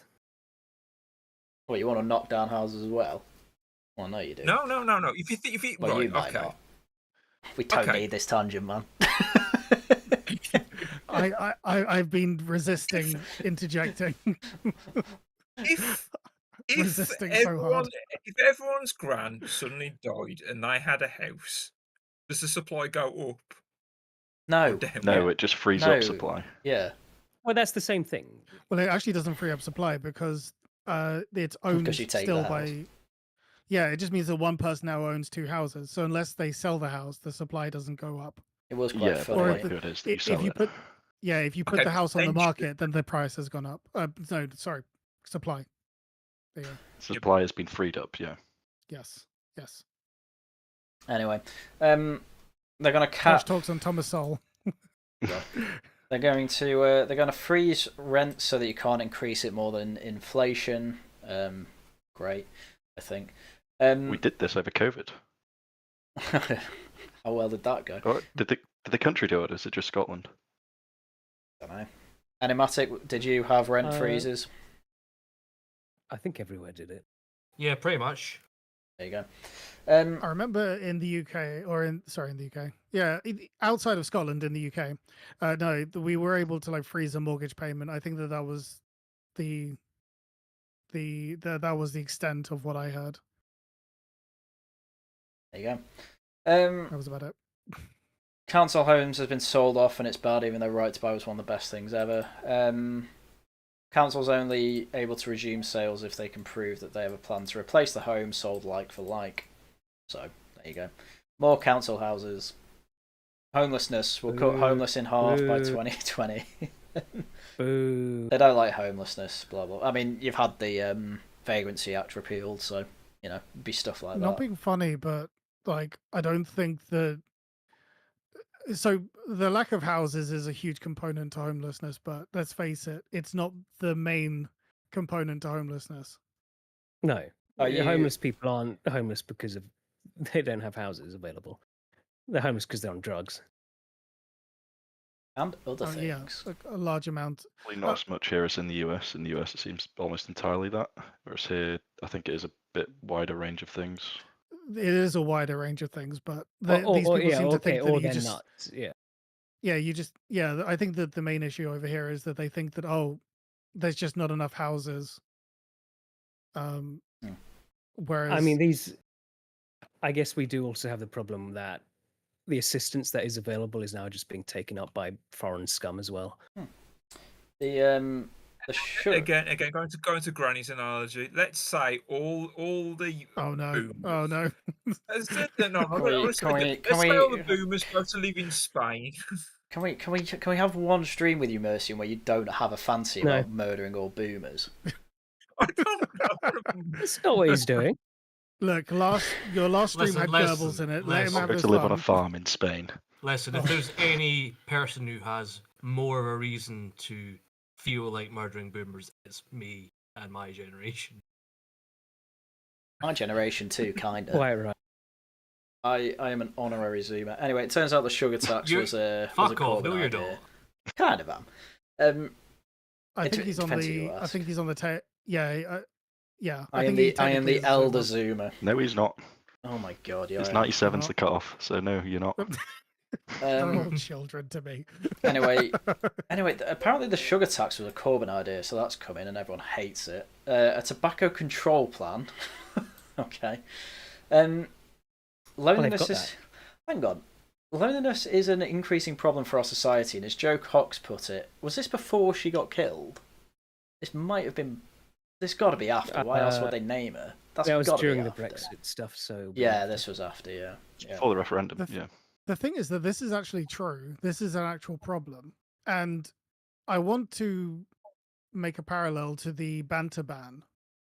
We are on one side essentially trying to heavily regulate any sort of interaction with interpersonal interactions, and on the other hand saying, "Oh yeah, loneliness is a problem." It's utterly madness. Well, that's that's their answer is make an equal society. No, their answer is to build more youth centres and put pool tables in them. Also, yes. That is their answer to everything. Even though they just get destroyed. YouTube is censoring my comment. I'm not shocked, Jane. I'm going to be honest with you. I bet they're perfectly reasonable. Keep posting, Jane. Keep posting. Is it to do with murdering boomers or Goebbels? I don't know. Those were like the last two options over the last couple of streams. I don't want to murder. I'm just kidding. I'm just kidding, man. I'm just saying, right? A lot of boomers like sunshine, right? And they'd like to retire in the sunshine, so they'd all sell their houses to go live in Spain. And I'm sure the Spanish love our boomers. Do you know what's? That's why they're rioting over it now. Do you know what's I mean, if you don't like boomers, maybe there's another demographic we could think about things like this with. I don't know. I'm just thinking. I'm just spitballing ideas. Jeez. I mean, that technically includes some boomers, so that's okay with me. Sounds good. Unironically, though, I don't see a problem. Unironically, though, isn't there going to be a problem where the house prices are so inflated that literally boomers won't be able to sell their houses because, like, it does get that. They're illiquid, yeah. Yep. I know people with that exact problem. Okay, well, there you go. I didn't think. I thought this would become a problem. It turns out that it is a problem. There's there was an idea put forward by Rory Sutherland, who I was listening to on Chris Williamson today, where he basically said,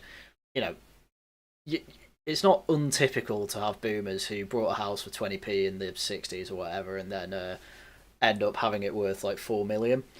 What it's actually worth doing is, if it looks like they're, your boomer parents are a few years away from death, just go on an early retirement to Spain until they die, and then you're a millionaire, and then you can work again. You're on board, I see. Yeah, but I don't want the Auschwitz experience for these boomers. Is the difference? When did I paint that picture? Oh, I'm just. Oh, sorry. When you say they're going over to Spain, are they going to have showers, Mercy, by any chance? Look, it's a nice train with a nice comfy cushions and stuff. Not a nasty train. It's not a nasty train. They also have very inspiring slogans like work section. Oh god, the National Care Service as well. I forgot about this. Social care becoming a massive thing. This is what fueled Pip going nuts, by the way, after Theresa May. This is before Pip became awful. It's a Pip before it was cool. Yeah, anyway. Me mental health, that's where it brings up LGBT and BAME. Interesting. Give mental health the same priority as physical health. What does he mean by that? What does he mean by this? LGBT and BAME go in the mental health section? Because apparently, under this Tory government, they've not done well with it, and that's affected those two communities worse with mental health issues. Their numbers are a lot higher. Well, what do you know? But yeah, this giving mental health the same priority as physical health. Tories did that, by the way. Tories literally did that. That's why PIP is so much, because mental health issues had to come under it. Don't completely agree. Remember that literally all of the stuff that in this manifesto, not everything, but a lot of it. Well, no, but I'm saying that everything that was implemented over the last couple of governments was under the Conservatives. Jane, like a lot of the stuff in here that's awful was actually not implemented under Labour at all. This was basically Labour saying, or at least the Momentum crowd saying, "Oh, the Tories didn't go far enough." That's effectively what this is. Yeah. So they hate the police cuts. Page there. Yeah, but they also... First paragraph, second page is the number that Diane Abbott trips up over. Labour will recruit 10,000 more police officers. Left shoes. What was the... No, that's what did she the one say? she's getting interviewed and saying. I think she said it would cost like £10 million to recruit 10,000 police officers, and that was how it's fully costed. Yeah. Well, it was. You're going to pay them £1,000 each. It was something like that. It was 10, and then she was like, "Oh, no, 500 billion." She just jumped to some huge number. Yeah. Yeah. Yeah, that is a classic. But yeah, they not enough policemen, but also stop and search and institutional race and whatever bad. pretty Ironically, much though, Labour. There you go. you kind of do actually see this when you've dealt with like business finance, but there actually is a bit of a problem, and I think that regular people who become politicians have this as well, where the numbers involved with with a budget of like a country, let alone a company or a high net like earner, the numbers are actually kind of ludicrous, and it does become like a problem to actually set budgets because of the sheer amount that the numbers are. So just I every actually prediction's empathize a little terrible as well. Like every prediction's terrible, so you just cannot predict anything. Like everything sucks. Yeah, and I think it's why I think that one of the major problems with sort of trying to like heavily centralize a lot of the decision making, because again, just some of the numbers and the minutia is so complicated, and the scale of the numbers in total are sort of so vast that you're not going to be when able you're to make good talking about predictions. you're talking about multiple hundreds of billions. It's, Yeah, it's just it's numbers just beyond comprehension, really. yeah. Like we can't comprehend a billion. We can write it down, but we have no Yeah. mind. Like Just all but, like, 11 billion to me. But if you actually try and picture a billion, no one can. It's so far beyond what we can think of. Anyway. Graphic of here's here's $1 million, here's 100 million, a billion, a trillion. It's like stacking them up on pallets next to each other. Yeah. Anyway, this is quite funny. Border controls is like half a page long because this is before the small boats, and it's mainly focusing on exit checks. Oh, sorry. I was going to say you said it was quite funny, and then I immediately read abductions, people trafficking, and smuggling of drugs. And I was just like, funny. Well, that's the funny thing. That's the funny thing. Like the concern with the border security at this time was exit checks. Yeah, not checking people leaving. Is like what? That is quite a big problem now, though, because they don't have the exit checks. Well, no, because they don't have the exit checks, we don't have the visas overstays, and no one knows if someone's gone or not. Yeah, and that's a huge amount of people that are here illegally, isn't it? Yeah, I just like it's like them going like Ahmed's trying to leave at the airport, and then they're going, "Where do you think you're going, Ahmed? No. Please deport me. Please. Oh no fault divorce. Great. Yeah, it'd be typical Labour stuff, really. I thought we had no fault divorce back in the 60s. I don't think it was quite that bad. No, it was. I think in the US, 80s, it was I can't remember. Was it Reagan? I can't remember now. Yeah. Anyway. But yeah, it was a relatively recent thing. Yeah. Anyway, we're on. And yeah. I'll just say. I was just moving on to race. Yeah. Let's move on. Well, yeah. The rest of it's just going to be quite tedious stuff, I think. A more equal society. Never mind. Let's go to 107.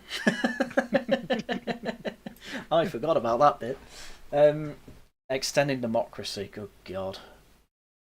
Restore regional offices to increase contract between central and local government on the ground. That doesn't even sound that bad, to be honest. We will set up an inquiry into blacklisting and will urge Scottish Government to hold an inquiry into the actions of the Scottish police during the miners' strike. Good God. What? Yeah. Build Development Bank of Wales. Great. Continue to fully support the Good Friday Agreement. Of course you will, Corbyn. Right, more equal society, please. Women. Proud record of progressing women's rights and freedoms. We brought the Equal Pay Act, Sex Discrimination Act, Equality Act, the minimum wage, and introduced Sure Start. Ours will be a government for women with a cabinet of at least 50% women, which fights inequality and misogyny in every part of society. For women? Yeah. Is that equal? I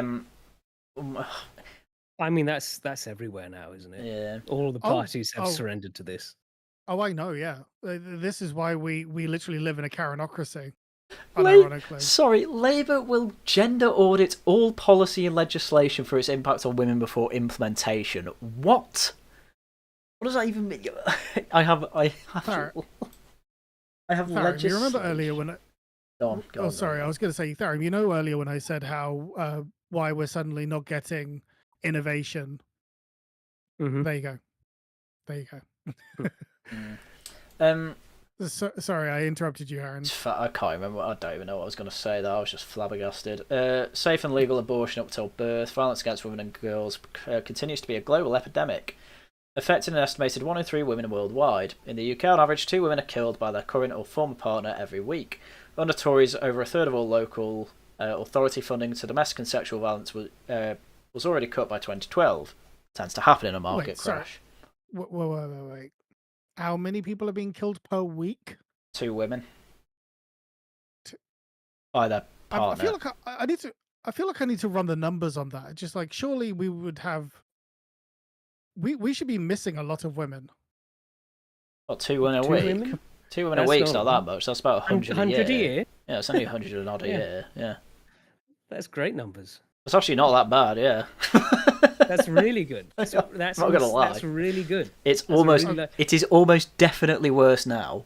I will say that. Well, also the majority of people who are murdered are men. That's the big thing. Is that true? Yeah, because the men are the ones fighting each other. Do you remember the? Oh, right. Well, when I say men, I mean boys as well. Yeah. Like Do you remember that little shit fucker who got ran over the other day after trying to machete the guy's son. Yes. Like, you know, it's all. There's no women involved in any part of that. Do you remember the? Was it 1 in 4 women were committing Sexually suicide? Now, no. I was talking about the other one. I was saying like the SA one, that was weird because you run their numbers and it's like you're saying that it's worse in the West than in the Congo, but no, it was the one that I thought was just a bit mad was when they said 1 in 4 suicides are women. So now this is a problem that we need to look into. Oh yeah, I remember. And it's that, kind of yeah. like it's kind of like so 3 out of 4. We need it to be 100% men. Yeah, I know. Yeah. Maternity discrimination is also an issue apparently. 54,000 pregnant women and new mothers forced out of their jobs in 2015. Okay, that actually does sound like a lot, to be fair. Labour will work with. Is that confirmed, or is that like women who think that was a factor? Because if you self-report it, typically, you're gonna over-egg that. But I don't know. I need to see the stats. So yeah, women, great. LGBT. We abolish Section 28. Oh no. Labour government will reform the Gender Recognition Act to ensure to protect trans people. Oh god. Yeah, we're past that. This isn't. Yeah. I don't think doing this anymore. I don't think this is coming back. You never know. Actually, you never know with leftists. Oh, they could be Iranian Muslims. They like their trannies. Yeah, there's a weird trans thing going on there, isn't there? Like, if you're gay, they'd rather you were trans. You can't be gay, but you can be trans. Yeah, that was it. It's not down to there was a weird doctor that was friends with the Ayatollah like during the revolution. He sort of managed to sneak it in. It's like a really weird quirk of during the revolution. There's this one guy that sort of managed to get it past him. Well, I didn't hear that in Finvo's history, so it's not true. To tackle bullying of LGBT young people, Labour will ensure that all teachers receive initial and ongoing training on the issues students face and how to address them. Oh, good God. They'll just make them watch adolescents these days. Can't we just tackle LGBT people? That's way simpler. Yeah. All health and social care get the same thing as well. Right. Diverse communities. This was at the height of diverse just meaning not white. It still does. I know it still does, but this was the height of it. It just makes me laugh. The Poles are considered not diverse. Oh yeah, like Slavs are not diverse. No, you're fine. I've been yabbering. It's all about equality. There'll be a report in our own party, and there was a report, and it was an unprecedented step in British politics to show that we're not racist. Was this the Jew thing? Or was that about the Jew thing? I think that was the Jew thing, yeah. Which they still didn't sort out. Which, still isn't that sorted out, really. We will end racism. Now they'll embrace it. Well, yeah. We will end racism and discrimination against gypsies, Roma, and traveller communities, okay? Don't do that. You're not going to be able to do that. Not since the last time that okay, you know what? Don't worry. Yeah, all I was saying the other day, there were some gypsies who were planning just use his land to just shit on. Yep. But luckily they got moved off before they could start doing. He didn't say they got moved off. He said the mayor cut the power to the whole town, so they couldn't do anything. Like they couldn't fill up or anything like that, and they just had to move away.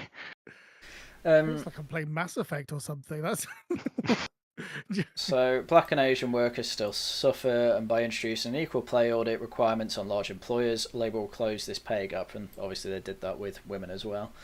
Implement the Park Review recommendations to increase ethnic diversity on the boards of Britain's largest companies. Oh God! I mean that's coming back. Tharium, you remember earlier when I said how why we're not getting any new innovations?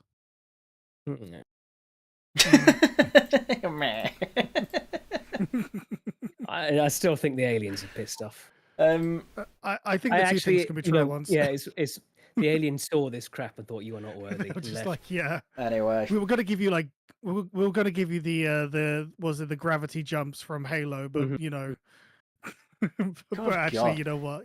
Disability hate crimes have increased in 2017. My God. Anyway, we'll help the disabled people. Blah blah blah blah. You know, this manifesto is a hate crime. Yeah. That's one difference. Today, the whole disability section is just going to be we're going to ban Max Tempest from Twitter. You can't keep getting away with it. It has been funny how he finds TikToks of people who have a go at Max Tempers. He then talks about it on Twitter, and then they're like, "Max Tempers is after me." Please, no bully. Yeah. Good God. So yeah, this is the Race and Faith Manifesto. Content: unlocking potential, Brexit and human rights. You know what? I would get in trouble if I made a race manifesto. Just saying. Out of all of us, actually, I think you'd be the one that would be okay to do it, wouldn't you? Sarah's would just be this. I depending on who I talk to, I go from person of color to white passing like in a nanosecond. Does it depend on the That's light? based on what you say. Yeah, literally just about that. Yeah, it happens. It literally happens. Anyway. Yeah, most confusing thing ever. Anyway, unlocking potential. We lose a load of stuff. Black and ethnic minority unemployment is double that of the white population. And while people with Asian or African sounding names have to send twice as many applications to get an interview, didn't they do research into that and it turned out to be nonsense? I can't remember. Hold on. I thought these demographics were here because the white man doesn't work. No, odd that. Hang on. Now that was back in the Windrush generation. Where it still wasn't quite true. They still they still say that. They still say it, yeah. Mm-hmm. Well, fair. A Labour government will launch an inquiry. They say, sodding diversity built Britain, all this crap. Oh, I know. I mean, I remember Sunak calling the 50p piece. I remember. Labour, yeah, that was Tories as well. Our NHS will collapse without them. Yeah. I still remember a mad Channel 4 show about the NHS, and at one point it said if the NHS is the state religion, and if it had a holy trinity, it would be like, Asian doctors, Caribbean nurses, and I don't know, like Indian admin they actually staff said or that on something. Channel 4. Radio 4. Whatever, but they actually said that. Yeah. That sounds like kind of. It was mad. Were they saying it mocking? No, were they mocking no. Oh, they were serious about it. They were serious about it. Yeah, this was about 2 years ago. I heard that. Yeah. Well, that's yeah. Yeah. That's why we mocked that. Mad. Yeah, it was mad. I couldn't believe I heard it. I think I heard it on the way to. God, this is how long ago it was. It's when I played football. That's at least 3 or 4 years ago, actually. So there will be an inquiry into recruitment, blah blah blah. Just more inquiries. Introduce equal pay audits as well, blah blah blah. We kind of heard most of this, but to be honest, a lot of this is what we've just kind of read. Black and ethnic minority people are more likely to live in bad housing or be homeless. There is evidence of racial discrimination by private lettings agents and landlords. 40% of black African families and 36% of Bangladeshi people living in overcrowded conditions. Labour will establish a new department for housing to focus on tackling the crisis. I mean, a lot of this manifesto is just that. There's a problem, we'll deal with it. Yeah. That's their fault. It's literally just having bigger families living in one house. Also, yes. Yeah. I mean, there's actually quite a good summary here. Launch inquiry, blah blah blah. Boost the income of Black and Asian minority communities by introducing a real living wage. Support. All that means all they mean by that is, they're likely to be on minimum wage, therefore raise it. Support small business and ensure anyone bidding for government.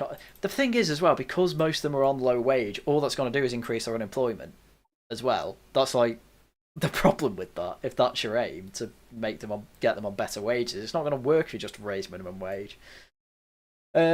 Small business and you what? Not if Labour gets their way and forces businesses to employ them. Well, true. Well, they'd all just become public sector employees, wouldn't they? They kind of already do. Yeah. It's basically a policy that's already happened. I mean, yeah, we've read all this. 1.45 part of the race manifesto. Yeah, what are those diversity officers for? Aren't they on like 40-50k? Yeah, God, enhance 0.4 and 5 are just ripped from the other part of the main manifesto, but they've got nothing to do with the race, like the race or faith or whatever this one's called. Well, enhance the power and functions of the Equality and Human Rights Commission. I think this was just a summary. It's basically to send to diverse people, quote unquote. There's no space for Islamophobia and anti-Semitism. Cool. Well, now there's space for one of them. Yeah, I was about to say more one than the other, eh? You sort of wake up in the morning, you flip a coin, you're like, okay, what's going to be today? Oh, it's weird. My coin keeps landing on its side. Take robust action. I just take 2 coins and it lands on both every day. So there'll be a cross-department strategy to deliver strong and cohesive communities and recruit 10,000 more officers to work in community beats. Review the Prevent programme with a view of assessing its effectiveness and potential to alienate minority communities. Okay. It didn't do very well with Axel Rudikabana, that, did it? Just saying.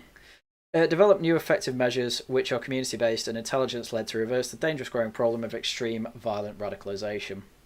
We're ditching this. I think that's for a few of you on this panel. But what to do be I fair, know? I also am very sceptical of Welsh choir boys, but that's just me. That's fair. Oh God! Consultation into racial diversity and representation across the party and develop new leadership and training program for future Black and Asian local government. Okay. Continue to work with the media to encourage and support further inclusion. I kind of just wish that at least by Asian they would at least say like Oriental Asian. Muzzies. Yeah. Rather than Indian and what I like. Right, so that was the first manifesto. Now it's time for real change. The Green Industrial Revolution. God, I forgot about that. I forgot they basically turned into the Green Party for this one.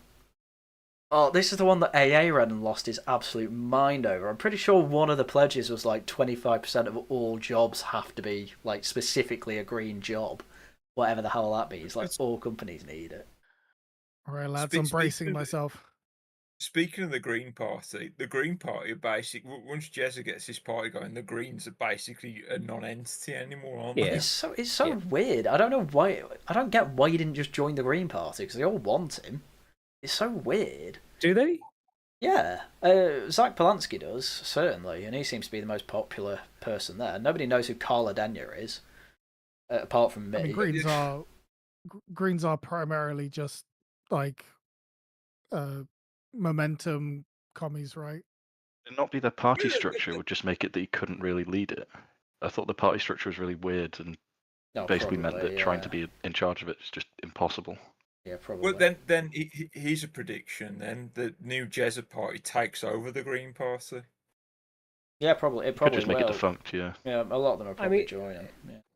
I mean, if the Greens just became a sensible environmentalist kind of pressure group in the wake of that, like they were supposed to be. That's not the worst thing. Yeah, that would be quite good. It's funny how the name the Green Party has now become like 2 meanings. Environmentalism and Islam as well. Yeah. Oh, I didn't even know about that. I've looked at the wrong memo. Anyway, this was the Green Industrial Revolution, the Green New Deal, blah blah blah. This was very hand in hand with the AOC types as well at the time. Another National Transformation Fund of 400 billion, National Wealth Tax. 250 billion of that will directly fund the Green Transformation Fund. God, this was right before COVID. Imagine if he was in. Oh, thank God Boris won, like kind of unironically. I know it was awful, but come on. National Investment Bank as well. This is all pretty similar, actually. Levelling up across the country. God, levelling up became a massive thing as well. Thanks, Gove. Infrastructure everywhere. Political centre of gravity by placing the National Transformation Fund unit to key parts of the Treasury in the north of England and build up regional offices. Again, Tories kind of copied this by putting like the ONS in Newport, and now they're just terrible at keeping statistics. Energy, we will build 7,000 new wind turbines offshore, 2,000 onshore, solar panels to cover 22,000 football pitches.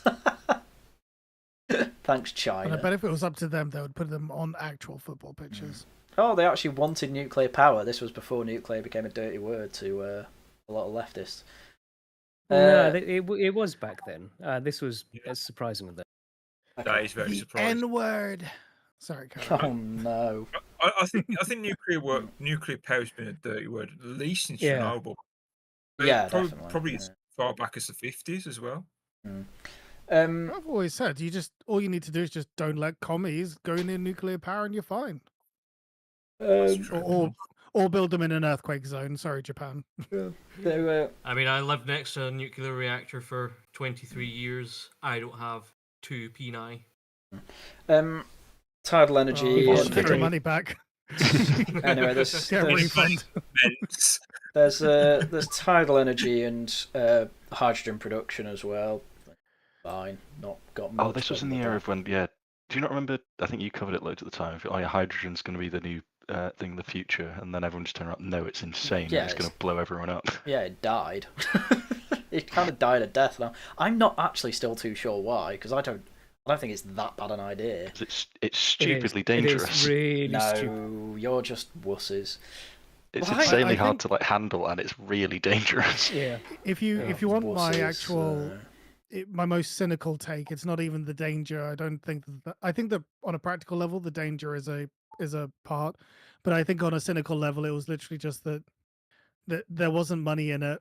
Yeah. And there were already too many people that were into like green stuff, or there's a lot of money in petrol and oil. I'm not going to start talking like a commie. But... Sorry, you can't even use talking of commies, like gas infrastructure for it because it leaks out of everything because it's just so much smaller than anything else. Yeah. That's fair.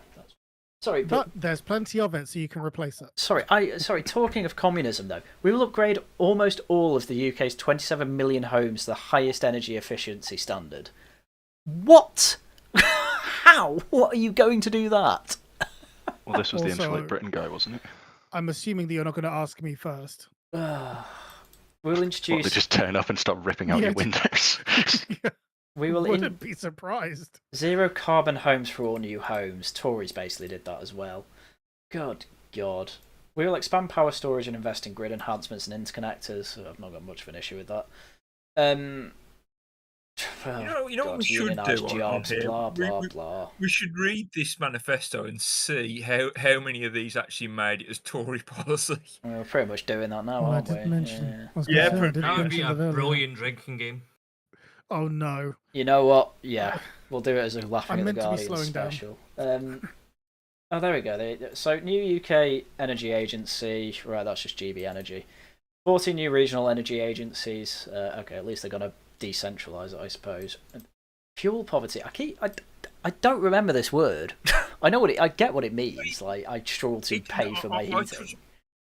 I touched on this earlier because it's an interesting thing, fuel poverty, because fuel implies, sort of hydrocarbons. Yeah. And they want to get away from hydrocarbons. Yeah. I mean, they should call it energy policy, and I don't poverty. Sorry, and I don't know why they don't, but there you go. Not being funny, but I feel like we've been put into a fuel poverty because I've seen some of the prices. Oh yeah, I know. Since this. Oh, I agree. Since this came out. Yeah. The supply arms of the big six energy companies we brought into public ownership, where they will continue to supply houses with energy while helping them reduce their energy demand. Okay, so just buy that. How the hell are you going to afford to buy them? I don't know how you'd even do that. God, reading this is so funny now. The Tories allowed the proceeds of the North Sea oil to be squandered on tax cuts for the richest and captured in profits for the few. And we've now had a windfall tax for about 3 years. It's so funny to read in hindsight. And So wait. Only temporary. So we made money, and that made money goes towards tax cuts.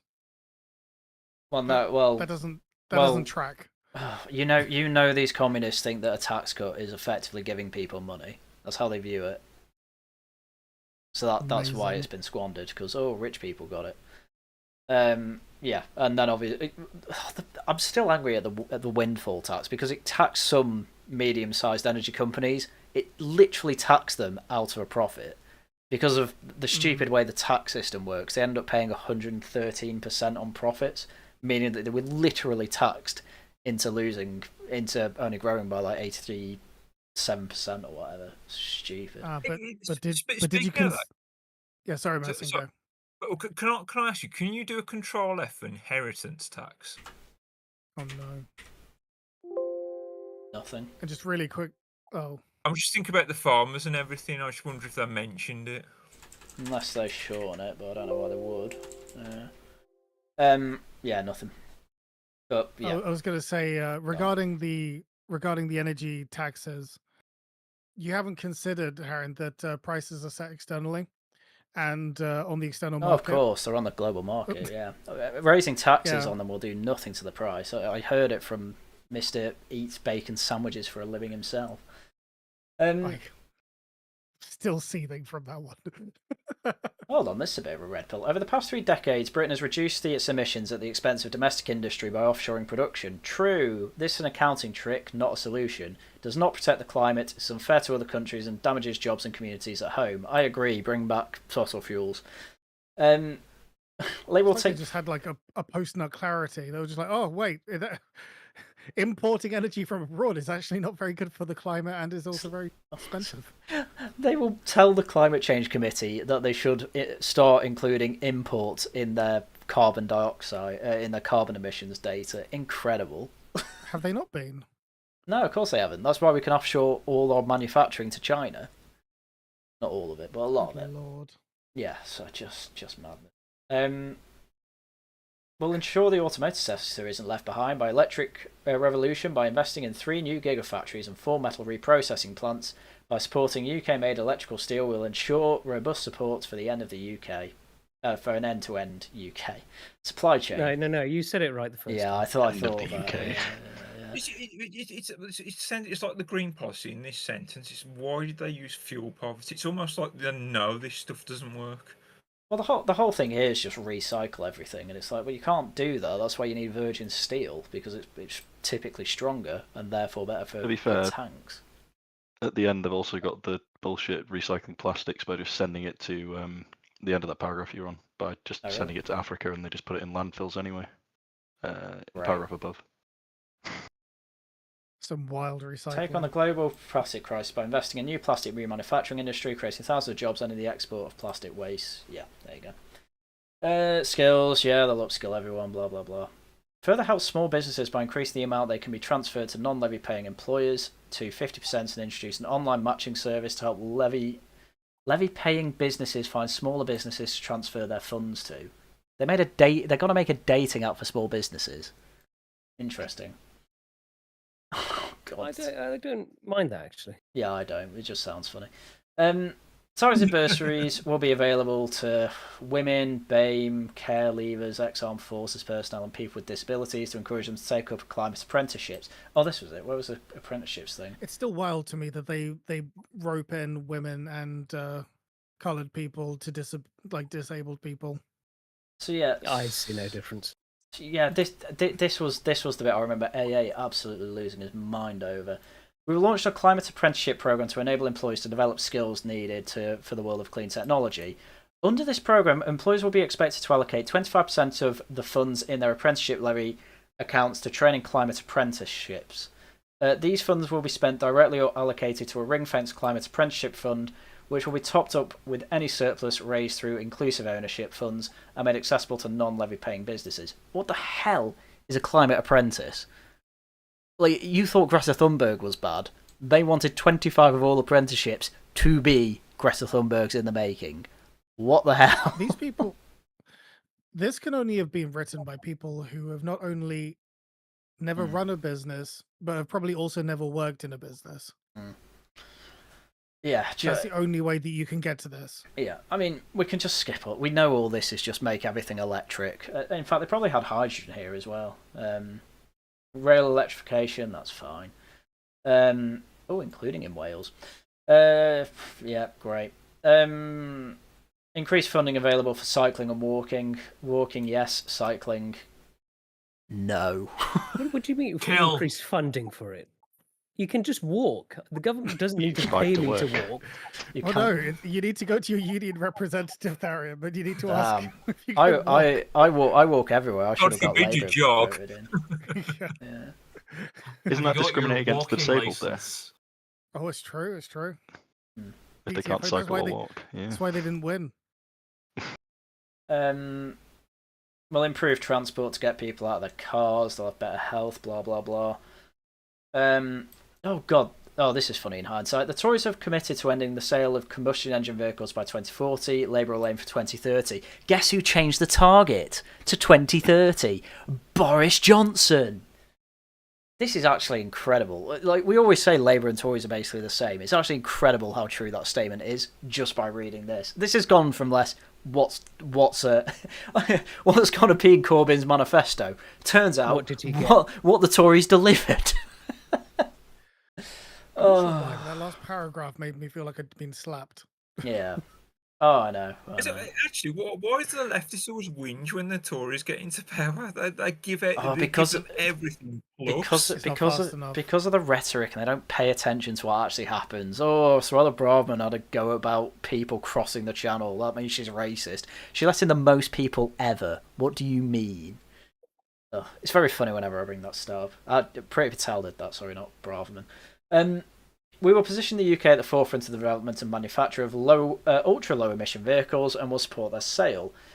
Guess who else did that? We will invest in electric vehicle charging infrastructure and electric community car clubs. What the? Oh, jeez. What is that? I think a car club is where it's like joint ownership of a car. Yeah, so there's 4 of you who own one car, and then you split it between all of you. Car when you get in it. Yeah. Also, not like the Ferrari owners a commonly owned car. Doesn't work at all. As bad as Boris's line bike. year. Yeah, line bikes, but they're just Teslas. Yeah.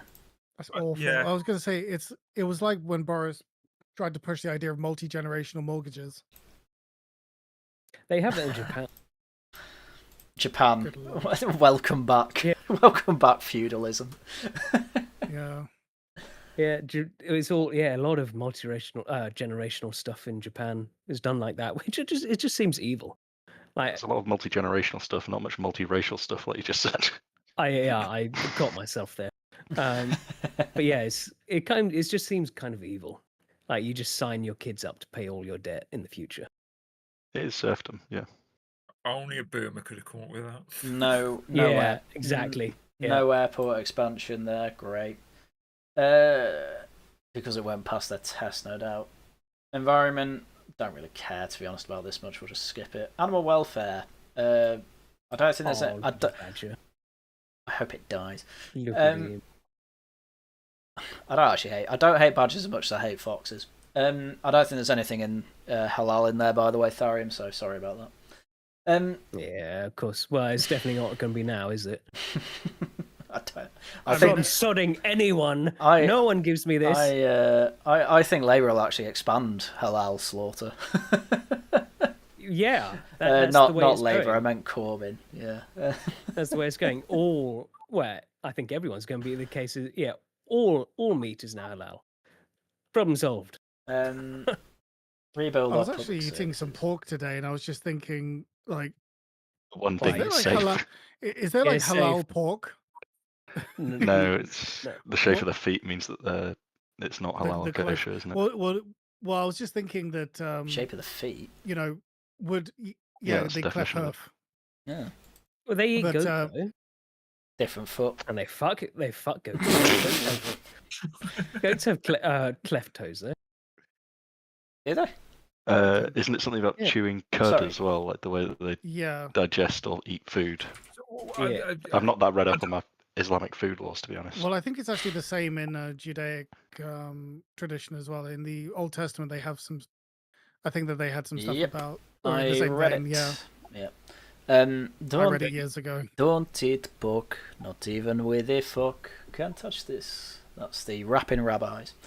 Oh What's my the- god! what's the Deport best them. food, exactly? I don't think that's a Simpsons Is Harry reference. and trying out for his? I don't think I was gonna say, anyone is he got trying that. out for your Israeli passport? I got it. I got it. Thank you, Mercian. Thank you for being a man of culture. But I'm more interested in what a cleft hoof is because I'm guessing. it must So be you've different. got It's a hoof you've got with like two a A hoof. parts. cow's hoof is like one continuous nail, and then Yeah. a Yeah. pig's has two with a gap in the front of it. That's the cleft. I see. I see. Mhm. So two Yeah. taps. Is there another way? You're, to think you're of it? such a Yeah. city boy, honestly. Yeah, but goats have that too. I think So it it's can't be. They do just- actually. I Chew- thought they chew- do. there's different criteria. It's things like Chewing cud thing, yeah. Look, they all end up eating it anyway because they think they're gonna get 72 virgins if they their version of forgiveness isn't quite confession isn't quite the Catholic one. I'll give you that, but they go absolutely spare on the gear. That's another thing that apparently happens. Well, yeah, I think I've heard anyway. similar actually. Anyway, £80,000 a year income tax increase because they were still at 79,000 at the time because this was only 2 years later. What is this one? Our most valuable asset is the people who work for the public sector. Shut up! I hate nurses. I still remember, like, I know Joz has done this, but I've also told a nurse that I think she actually deserves a pay cut because of COVID. She was not happy. Labour will restore public sector pay to at least pre-financial crisis levels. Oh god! Oh, that's what the dots are trying to do, isn't it? By delivering year-on-year above inflation pay rises, starting with a 5% increase to reward and retain the people who do so much for us all. Great. And a social transformation fund. Why couldn't they just have 150 billion on social transformation fund? That's huge. That's huge. It's massive. I take it we also don't get a say in whether we get transformed or not, comrade. We call it transition. That these sounds like you're days. going to be forcefully trans for 150 billion. Oh god, sorry, this caught my eye. Labour government will curb gambling advertising in sports and introduce a new gambling app fit for the digital age, establishing gambling limits and levy for a problem gambling fund. Not all necessarily bad, but Tories have largely done that as well. Actually, I don't want gambling advertisements banned because I find them fun. They make me want to gamble. I've never gambled. I've not never gambled in my life. That's a lie. I only ever gamble gacha at games as gambling. Sorry, Probably. Karen. Yeah, the EU does, I think. There you go. That's They how do you got actually, some yeah. they got some legislation passed that sort of means you have to show the rates and stuff. There was the whole loot boxes thing, actually. Yeah, it wasn't even a gacha thing. It was like the whole loot boxes I mean, thing. gacha's yeah. a loot box. Oh yeah, It is a loot box, yeah. Oh yeah, loot boxes when I had a gambling addiction. I remember that, but I made a profit on it. True, There true. we go. You- and then the you rest of my proved profits the were stolen gam- by a Russian. Anyway, I was going to say, you proved the gambling fallacy wrong.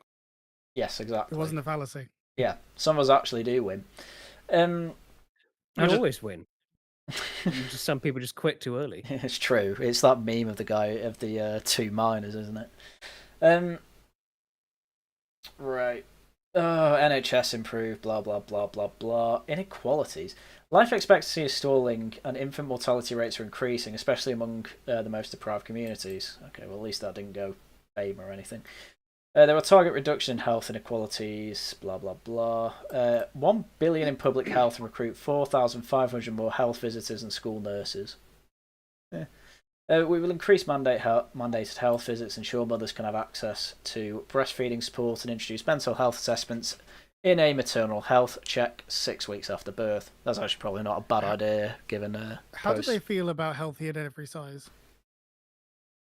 health Body they positivity. support that. They support that. Yeah, probably. I don't know. We will address drug and alcohol-related deaths and health issues and adverse impacts of gambling as matters of public health. Oh God, why is gambling become a public health issue? Because people I are mean, miserable. because the people People are get poor. addicted. Because some People are people get poor and addicted. miserable. Yeah. I know, It's I know, like, I know, why- but why do- there's lots of things that make you poor and miserable that aren't considered public health issues. Like, I don't know. Yet, so far, they will Yeah. Video game addiction makes you HIV sad. snuck in above as well without actually Well, saying yeah, but they're HIV. clamping down. Is I was that going to say Yeah, they're they- clamping down on. Yeah. Yeah. Sorry, carry on. I think we're all saying the same thing. Yeah. We will implement a tobacco control plan and funds smoking cessation services. Cool. It's it's interesting because we assume the left to be full of voices, but They're more Puritan than Tory us. party. Yeah. Yeah. Well, the Soviets did originally ban alcohol for a little bit, and then they just couldn't keep it up, didn't they? Well, didn't they have a massive issue with the black market? The same thing happened in America. I think it was just the amount of money that they were making off it. Like they just realised actually the state relies on state-run distilleries, so they had to reinstate it. What's the it's the old ES minister thing about smoking? These patriots are smoking their way to an early grave, and it's vast help to the NHS. And they don't claim a pension. Again, all the leftists in this country hate the Tories. But it seems to me, who takes the voices away? Labour. Tories never take any voices away. That's not true. They're putting a sugar tax. The Tobacco. Tories did massively increase the quality of cocaine, though. That is true. Getting a lot That was of the Albanians Albanians. over. The Tories do not do that. Well, they did because they let him in. But who was in charge? Exactly. Yeah. Pretty Patel we can thank for getting some top-notch gear for low prices on the streets of London. Thank you, No increase in Pretty. the Very price. cool. Mm-hmm. Yeah. Good to Well, know. just look at then look at what the Tory ban. You look at the sugar and everything, and then look at the vote. The smoking age going up every year to ban like 16-year-olds will never be able to smoke. That was originally proposed by the Tories, just implemented by Labour, wasn't it? Yeah, I Because think- Rishi thought it wanted was to do that implemented. dying days. Yeah. I thought Rishi did implement it. Yeah, I'm with Yeah. Tharium. Did he I get it thought- through? I thought he I did. didn't think he was able yeah. to I get think it they through did. and started. Oh, did he pass it? Okay, well then they actually did pass it. They didn't just plan it. Well, it's like It's not looking good for Roll- Tories, roll- is it? And Sorry. Theresa May tried to bring in the wanking pass. well. As- as- And now that has. I now mean, that is Sunak ended up putting that in as well with the online safety bill. True, yeah. Yeah, Mercian, your case is falling apart. I forgot about the wank pass. You need to go into a post office to buy a. Why would like one wank tonight, sir? Didn't they expire as well? So. Yeah, would you like to make it posh, sir? Yes, 1 pack of condoms too, please. Oh my god! Nah, fuck that shit. I'm getting the wank battle pass. A subscription. A subscription. You've got. I like gotta the do your battle pass dailies. idea. Yeah, I like the battle pass idea. If you hit the You gotta roof, you get a ribbed one for her pleasure. Oh no, what it is? What the battle pass is? It's a jar, and you've got to fill up the jar in 90 days. Oh, this all comes back to the My Little Pony have to- thought. yeah, I was gonna you have to say, have it. Yeah, exactly. people put Rainbow Dash in to fill it up quicker. Yeah. No, it's funny though because like AA always talks about like how the Conservatives always bring in the left wing things. So you think about gay marriage and everything, but the Labour seem to bring in most of the voice stuff. Well, we just Like said Tories that. might have dreamed two up of them- the wank pass, but Starmer's essentially done it. No, Well, we just no, said Sunak put it did in it. law. Sunak did it. It was passed in 2023. They only implemented it today though, because they obviously the tech companies needed 2 years to actually implement all this. I mean, it's uniparty, really. Yeah, well, yeah, exactly. Well, I'm not being That's funny. all- that's all it how really much of this have we read where we're like, there's actually very little where we're like, wow, that's a mad Corbyn specific plan. That's why I'm just going to give up reading this because all of this is stuff that's already been implemented. Did you? That's an Actually, that's the interesting thing, point. actually. Yeah, sorry. You With go Chris first. Phillips heavily defending the Online Safety Act, he's Yeah. battling to defend Tory policy, He is, yeah. which is a weird take on it. Chris Philp. Strange Well, stuff. Chris I Philp was- is a Tory. No, not Chris Phillips, sorry.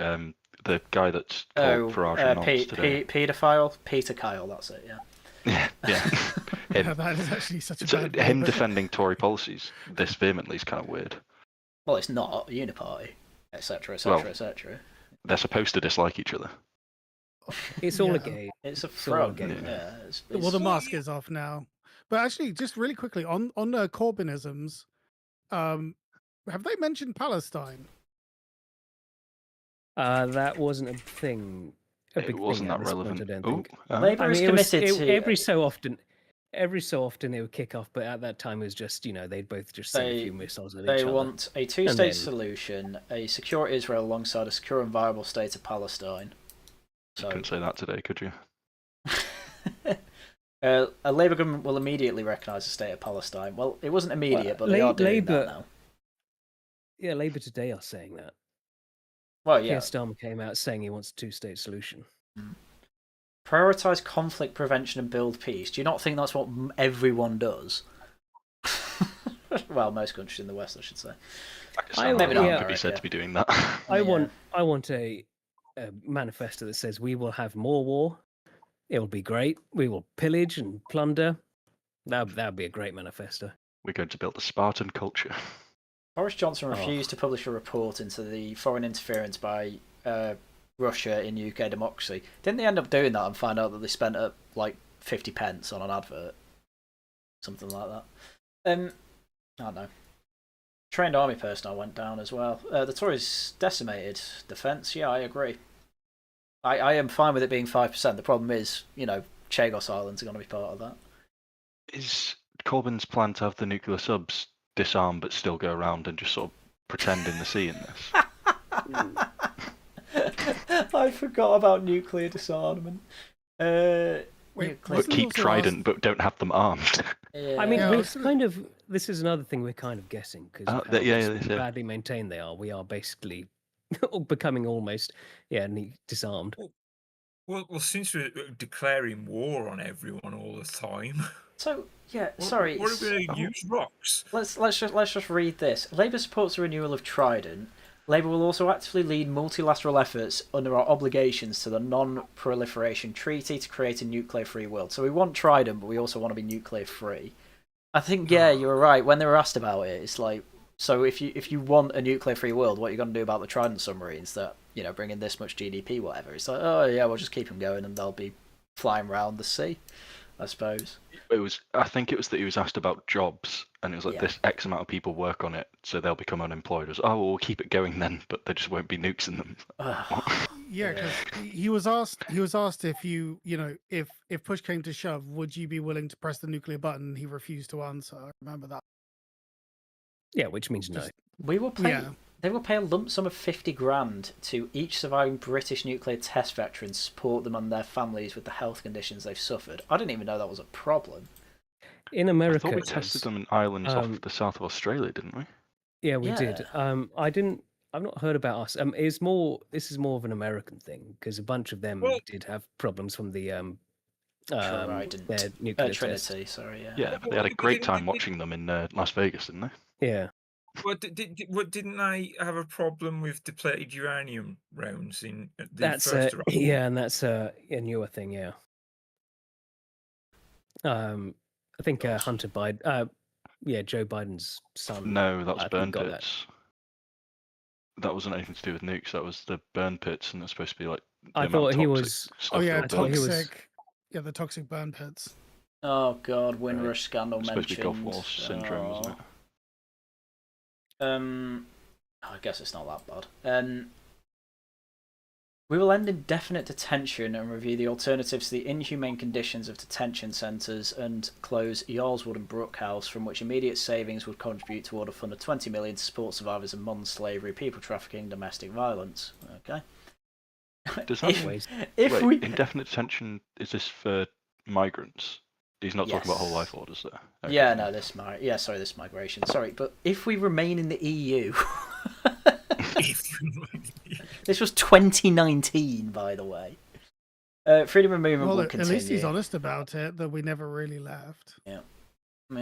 Well, you wouldn't have a choice. If you remained in it, you have to be in the Schengen zone. In accordance with our values to domestic war, we will uphold the rights for family life for British, EU and non-EU residents alike. We will end the deportation of family members of people entitled to be here and end the minimum income requirements which separate families. Oh, it's alright, Tories did that as well. Don't worry, mate. Refugees are real people. Refugees will have the right to work, access public services, and be treated humanely by governments at all levels. This is all false. Yeah. social security, universal credit, whatever. As I say, it's kind of pointless going through the rest of this because it's all similar to what we've already read, plus half it's the Tories have implemented anyway. I think the reason why they're so similar is because Parliament was basically paralysed between 2017 and 2019 with just endless gridlock over Brexit. So that not much in the landscape actually changed, apart from it just got worse and worse trying to get Brexit through.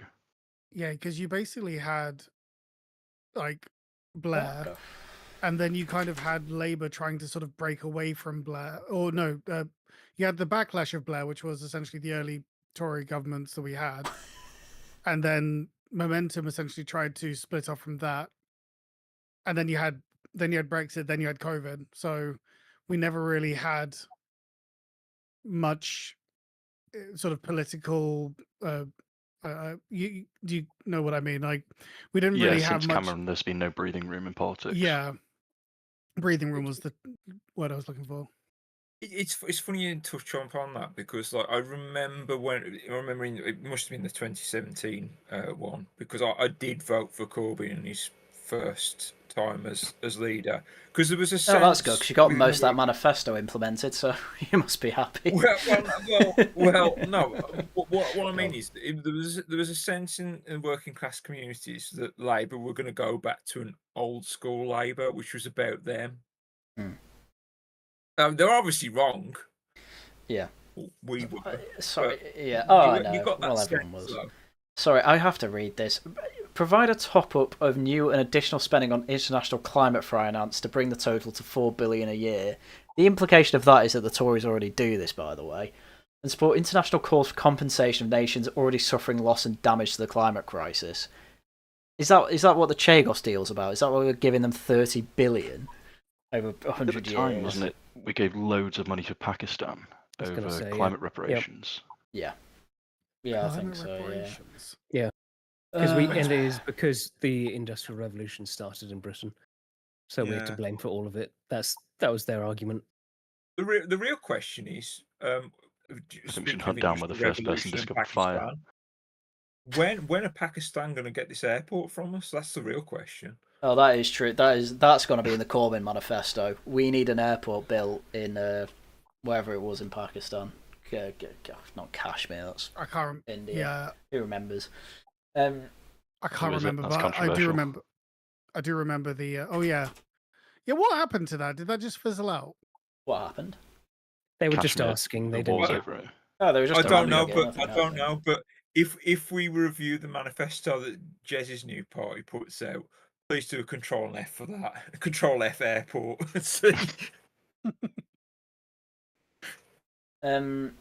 Yeah, their plan on Brexit was make a deal and then vote on the deal. And as you say, Muzzkie, I think Corbyn's plan was to campaign against their own deal. Something like that. Just nuts. Nothing to do with what's going to be in his manifesto, but we have to laugh at Corbyn. Effectively, I think we've covered it. This has all basically been implemented. I think they're going to go a hell of a lot more mask off with their whatever their policy platform's going to be with this new Jezbollah party. I think it's called Your Party at the moment. I think they're voting on the name, and I implore everyone to sign up and try and get the memeiest name you can for this party. I can't remember what Corbyn's preferable name was, but I remember it being really cringe. It wasn't Your Party though, but it was. I heard something bad. a Hope UK a few like last week. Someone thought that was one of them, which is horrible. Yeah, that's a gimpy one, but that's not the one I was thinking of. There's just plenty of reasons. We have John McDonnell as his like either exchequer or a smaller party that'll just be the finance guy, won't he? Because John McDonnell's independent now as well. I think they should just call it. Is he? Yeah, he got kicked out of the Labour Party a while ago. I don't think he did. He's not. I'm almost certain he's independent now. He might be. No, who knows? But yeah, there's been plenty of Corbynistas slowly getting kicked out of the party, and they're obviously a lot of them anyway are going to go over this independent party. Dead End Satellite Gushing Granny Party. Oh God. Grim. Yeah, Wikipedia says he's independent. Oh, whip withdrawn, yeah. Oh, two-child benefit gap. Oh, he was one of those. God, he looks old. Yeah, he's probably I probably hate him more than Corbyn. He's terrifying. Yeah, I hate He's him. actually scary. He's a full-on Stalinist. Should we go over predictions for this party then, or Yeah. reaffirm them? Yeah. I mean, economy first. I'm expecting what we read, but worse, which is basically the economy we have now, but way more. Lots of borrowing, lots of spending into infrastructure and public sector, and private sector is just effectively going to have to largely collapse under its own inability to work in the country, especially with all the extra. I think the private sector is going to collapse before the next election. Possibly. One good thing, well, overall it would be good. I think that he'd probably end up doing is renationalising the Bank of England and not having it independent anymore, which would probably actually be good. That's one. That's one. Country on fire. We did it. We saved the Bank of England. Yeah. I bet they'll introduce some sort of Islamic banking laws, like for Muslims, because they get different. They have different laws that they can sort of like. They can't charge them interest and stuff. There's loads of loopholes and stuff. It'd be like, oh, technically, I'm not charging you interest, but you're paying me for the service. Yeah, it's really odd how to get around stuff. They'll sort of introduce some of those into our law as well. I'm pretty sure that there are already like accounts, like certain bank accounts that you can buy. Yeah, I'm sure there are, but there's pensions that you can go in that are specifically Islamic pensions, aren't there? Yeah. Yeah. So how does banking work under Islamic then? Is it public funded or something? It basically works out the same, but there's sort of like a few hoops that they jump through to be like, technically. It's kind of like, with the laws that the Jews follow on Friday nights. It'd be like, you can't have like the hacks to get around it. There's like that, but for finance, for the way that for having like Quranic compliant finance, it's really odd. Yeah, they basically the outcomes are basically the same as all other finance. It's just they have to get around technicalities so that you're not charging interest because that's haram. But charging for the service, that's totally fine, as long as you just pay it as a percentage of the loan over time. It's fine. I mean, will they have to bring in laws because they already kind of do that anyway? So I mean, but you'd imagine that workplace pensions would have to be able to do it as well, or have to have an option for it. Right. Okay. They'll just make it easier and more official, kind of. Yeah, of course they do that.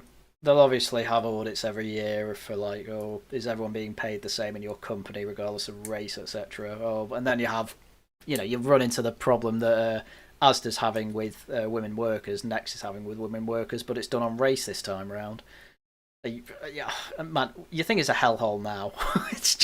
They're just going to ramp everything up to 11. It's kind of simple in that way, really. They've definitely got to lean into the green stuff as well. Yeah, if Starmer didn't already do it, they'd probably try and make the Lords into a Senate as well. Yeah.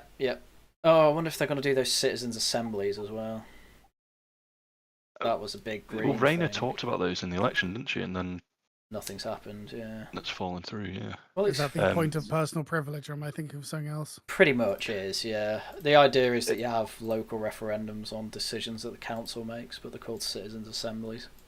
And there's like a weird bubbling up hierarchy, but the way that they had it explained in either the manifesto or something around the election was basically this really weird system that the government would always have the majority in all of them anyway. With like their representative on side, but then but the regional powers have a say. But basically it meant that they could never do anything. Yeah, just crazy. How do we? Oh, go on. I was just going to say, on foreign policy, anything outside of Israel that we think would be weird. I think there'll be loads of stuff around Kurdistan as well. Give Gibraltar back. Falklands are given to Argentina. We'll probably have to pay Spain and Argentina to take it off us. It'd probably pivot hard to go really hard against India as well, actually, which would be a weird thing to see. Oh, because right. We'll be catering to Pakistan then. We'll take a position on Kashmir. That would be very Pakistani.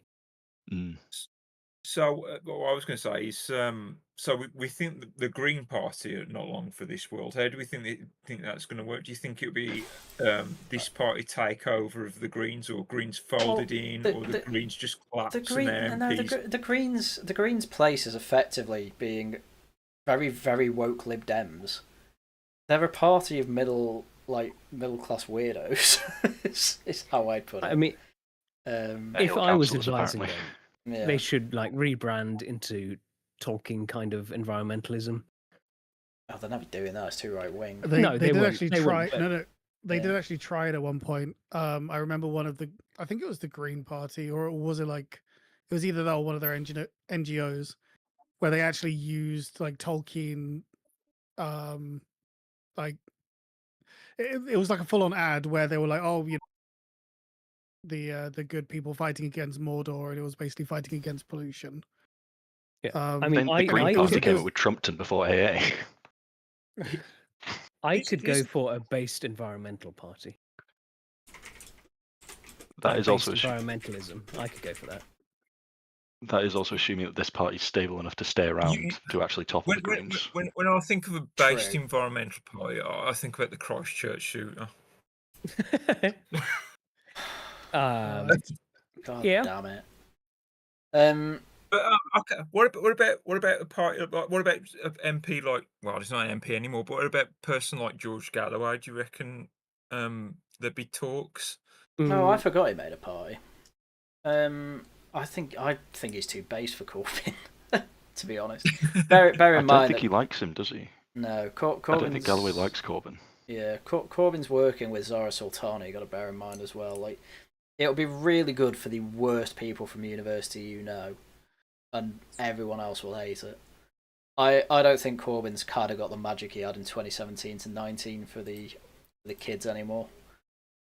Do you think that this is? Oh, sorry. Go on.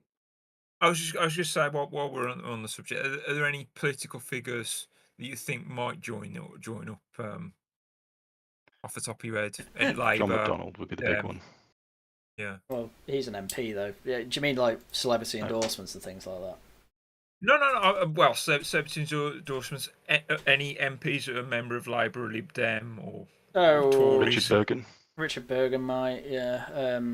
God, Angela Rayner's sticking as long as she's got a cabinet position. Oh, Diane Abbott now, she's been kicked out as well. Diane Abbott's been kicked out. Is Rebecca Long Bailey still in? Which I think she got kicked out over 2-child benefit. She'll probably join them. Do you think that they're also? I don't think they're actually planning on winning because I think the people. No, they want to be a pretty pressure group. sure. Is it basically like on the last only election worked. where no one wanted to vote for Tories, and so some people either didn't vote or they voted? That's more likely this time around, yeah. Yeah, I think that that's basically what they're going to do for Labour because they realise that everyone hates Labour. We are in a position And- where we basically have to beg people who are left wing to vote Lib Dem because everyone else is just so much worse. Yeah, actually, I wouldn't mind a Lib Dem win simply because their Yeah. policy Yeah, seems to be nothing. yeah, I'd like that. Their policy is just Labour light. I went through. Yeah. it It's not even once that. recently. They've just No, it's it's just nothing. social care and nothing else. Yeah. That's all we The- talked about at the debates in the last election. Fucking up the headphone dodgers. If Oh. they let that, All right. if you they know just what? put You in know a what? law Fair. where any headphone dodgers you encounter, it's open season on them. You can do whatever you want, not face prosecution. Oh, that's got Yeah. my vote. Lib Dem's getting. Let's go on a gap year. I mean, I have literally just had a flick through the Lib Dem manifesto. It is literally the 2017 manifesto. It like, you know, when it comes to climate change, it's like every home has to be net zero, blah blah blah. Country broker, National Health Service, etc. You know, they keep calling you see, everything I a think fair deal. It's just they The got thing nothing. with but... the Lib Dems, I think though, whatever their policies are, I think they're just so inept that it doesn't matter.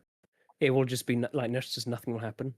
We've said it plenty of times in the Discord. Like Ed Davey just knows what he's doing. He's the best political actor Yeah. there is at the moment because in Yeah. terms of he got what he wanted, which was just a decent But- place in Parliament and a good pension and pay. I think that Lib Dems got totaled after their coalition with Conservatives. And I remember there was the remix of, was it Nick Clegg doing the Yep. I'm sorry, I'm so sorry. There was like an Yeah. entire song around it. And I think that just buried the party for like a number of election cycles. And I'm not sure if they've ever truly recovered from it. They're doing quite well during at the that moment. Hands of it and just cycle- went to go loads of money at Facebook. During Very that sweet. election cycle, I did vote Lib Dem, and I was a student at the time, and all the students, and I remember the buzz about it. So, Nick Clegg's going to bring in the free university places, and if he hadn't have cooked on that, they'd still be in a good position now.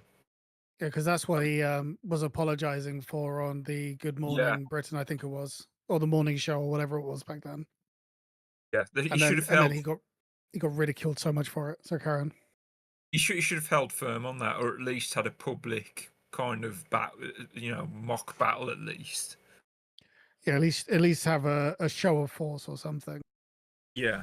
I take it back, Yeah, by no. the way. I've literally had a flick through Lib Dem manifesto. No, Lib Dem de lend arrest. Literally just the Labour manifesto.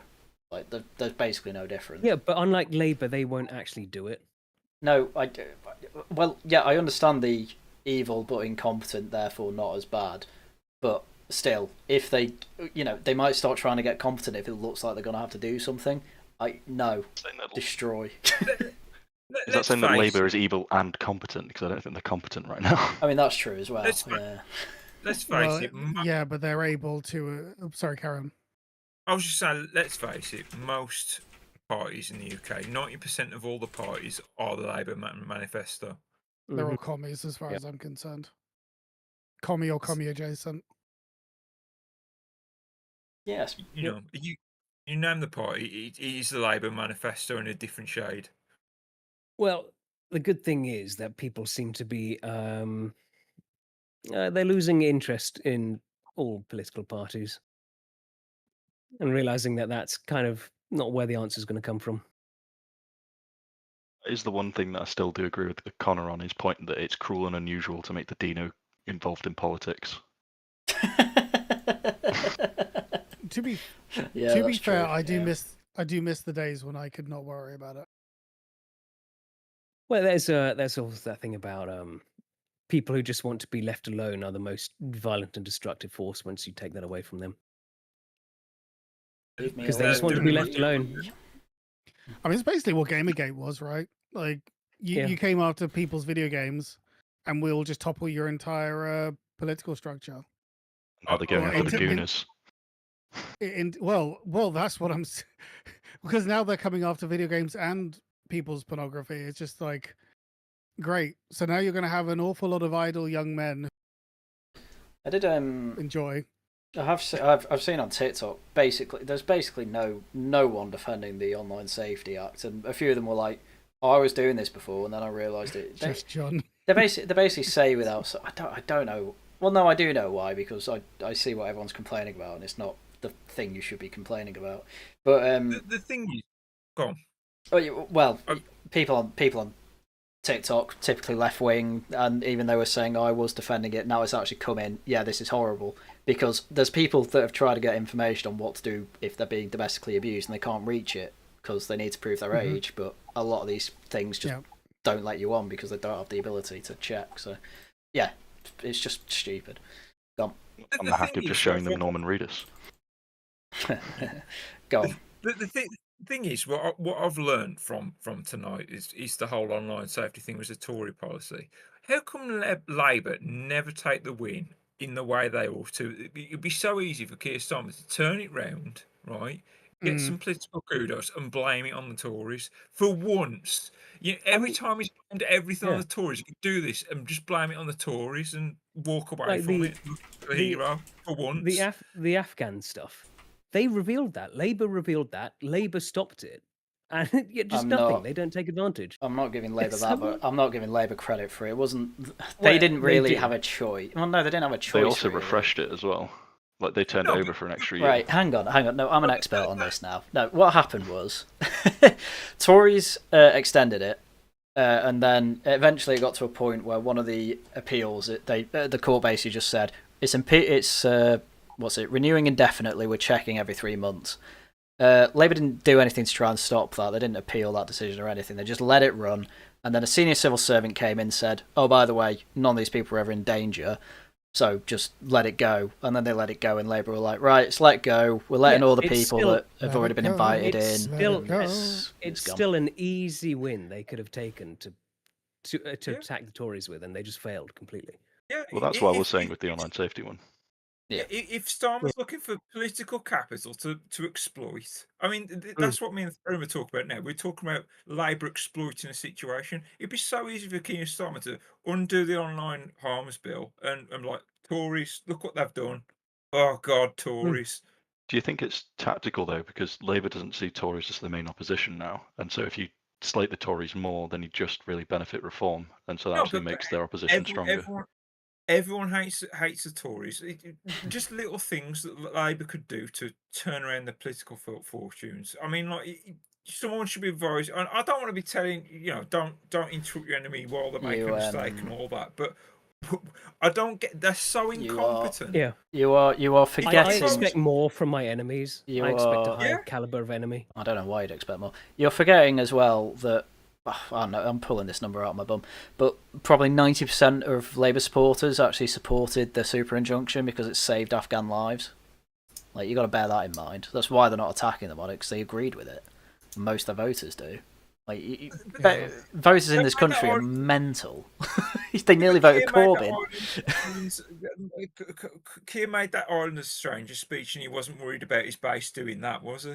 Yeah. Did you not hear why he made that speech? He didn't even read it. It was like, oh, my house got firebombed. I wasn't thinking. Bollocks. He doesn't write. He doesn't write his own speeches. No. But he knew what he was saying. No, he doesn't know anything. He doesn't even dream. What do you mean? He's a literal NPC. He didn't think that was going to be a pro-immigration speech. He knew what he was saying. Even if he didn't, Morgan McSweeney definitely would have known. Yeah. I think that definitely would have had to pass by him. Yeah. It's very simple that somebody probably took advice, probably from like a Blair Wing or something, wanted to sort of basically, he was probably given advice that this kind of speech would ring well with a certain demographic or something, and so they put it out as a calculation, but they just, because they themselves had not thought it through, they don't do second or third order effects. I mean, if you actually, like, everyone focused on that line, the actual speech itself was basically saying people are going to come over and we need to do work to integrate. It wasn't saying deport people. That's the other thing. Yeah. The Island of Strangers thing was these people need to integrate. It wasn't they need to go. Yeah, but as well as how much it vacillated from how it was during the Southport riots, him going hell for leather in one direction, and then 6 months later being complete about face and to the public quoting Enoch Powell. Yeah, wasn't quite quoting, but I know what you mean. My point is a politician. They speak out both sides of their mouth anyway. I don't know why this shouldn't be any different. Yeah. Well, what shouldn't be different? Well, why they're so useless? Like, come on. Try why they're useless. We know why. Dominic Cummings goes through why, because they are literally just people who read scripts. They don't think. That's why they're useless. Yeah, but why isn't someone making a script about, like, undo the online safety harms, and then we because they want it. They do want it. Because consider it the other way as well. Like, what was it that came out? I can't remember who said it, but that they didn't really want to. They knew that there was the whole grooming gang thing, but they didn't think that it was like a political. Oh, George Osborne. Yeah, that's the one. So it's like, if you want to see how cynical their decision making is. Well, that's interesting though, because Ed Balls, the reason why I said that was because Ed Balls was asking him, why didn't you use that as political capital at the time? And then Osborne was saying we just didn't see it that way. But Ed Balls was obviously thinking, from our perspective, we would have used this. It would be like a Christmas commercial. One. Yeah. It could kill Labour. It would bury the party. But that's the other. But as Peter Hitchens always says, they kind of rely on each other. Like, let's be real. Labour, what's gifted Tories majority of the years of power since World War II? Labour being complete morons. You got that Attlee government. If you're a you're a Tory strategist. You just think, right, keep this party alive because they are horribly useless, but people keep voting for them because they're idiots. And obviously that came voting for them. Yeah, and then that came to a head when basically a load of Labour activists realised, oh, just join the Tories, and yeah, you got communists selecting people now. Who isn't someone in the cabinet a friend of Keir Starmer's? Or he's got a picture with Keir Starmer at a Pride Parade or something. Yeah, that was the gay twink that I was saying about. Yeah. Someone in the shadow cabinet. Yeah. Yeah, I think it's the head of the something or other, like the party something. But yeah, he's some gay twink that was with Keir Starmer. Yeah, like it's incestuous to an Better extent. than Homeland's twink, to be fair. I guess. Maybe. So yeah. I mean, Corbyn's party is going to be horrible, but I can't see it doing better than, like, I don't know, 12% at best.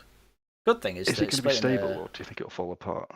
Oh, I think it will be more stable than the Greens. The Greens should pivot just to "We are the big tits party." Oh, that's true. Yeah, join our party, and yeah, you'll get a mind tit expansion, whatever. We guarantee at least 3 cup sizes. My God, I'd vote for that for $1. Every man in Britain votes for the Greens. Right? What's your plan to feed the nation? Well, you see, we have a good milk supply. Anyway, let's get off the tawdry jokes. I think we've pretty much covered everything we need to. It'll be a disaster, no doubt, but I think it will be more stable than the Greens, especially because the Greens are having a bit of a mare at the moment because all the higher ups in Greens seem to hate Zach Polanski, but all the members love him. But they've kind of made a rod for their own back, the Greens, because it's like, everything has to be as democratic as possible. And that includes getting rid of Carla Denyer and Adrian Ramsey, the co-leaders at the moment. But that's exactly like Labour in these years, though, wasn't it? That all the higher ups in Labour hated Corbyn, but the membership really liked him. Yeah. In the very unlikely case that it's not a disaster, how do you think that government would square up with our current one?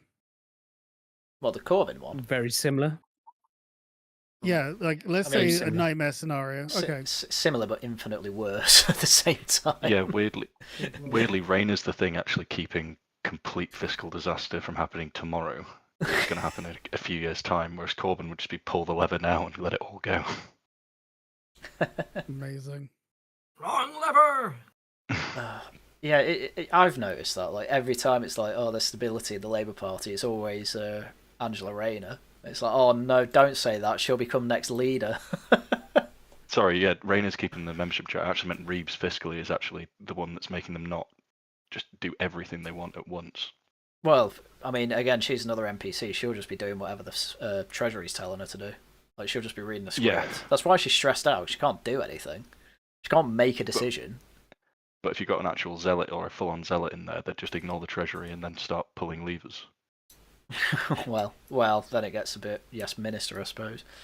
The thing is, though, that's kind of what people are wanting, though, in a weird way. Yeah. Because fuck it all, the bond market can go to absolute honestly, hell. just Joker throw the money on the throw the fire, burn the pile of money. I think we're misreading Britain here, to be honest.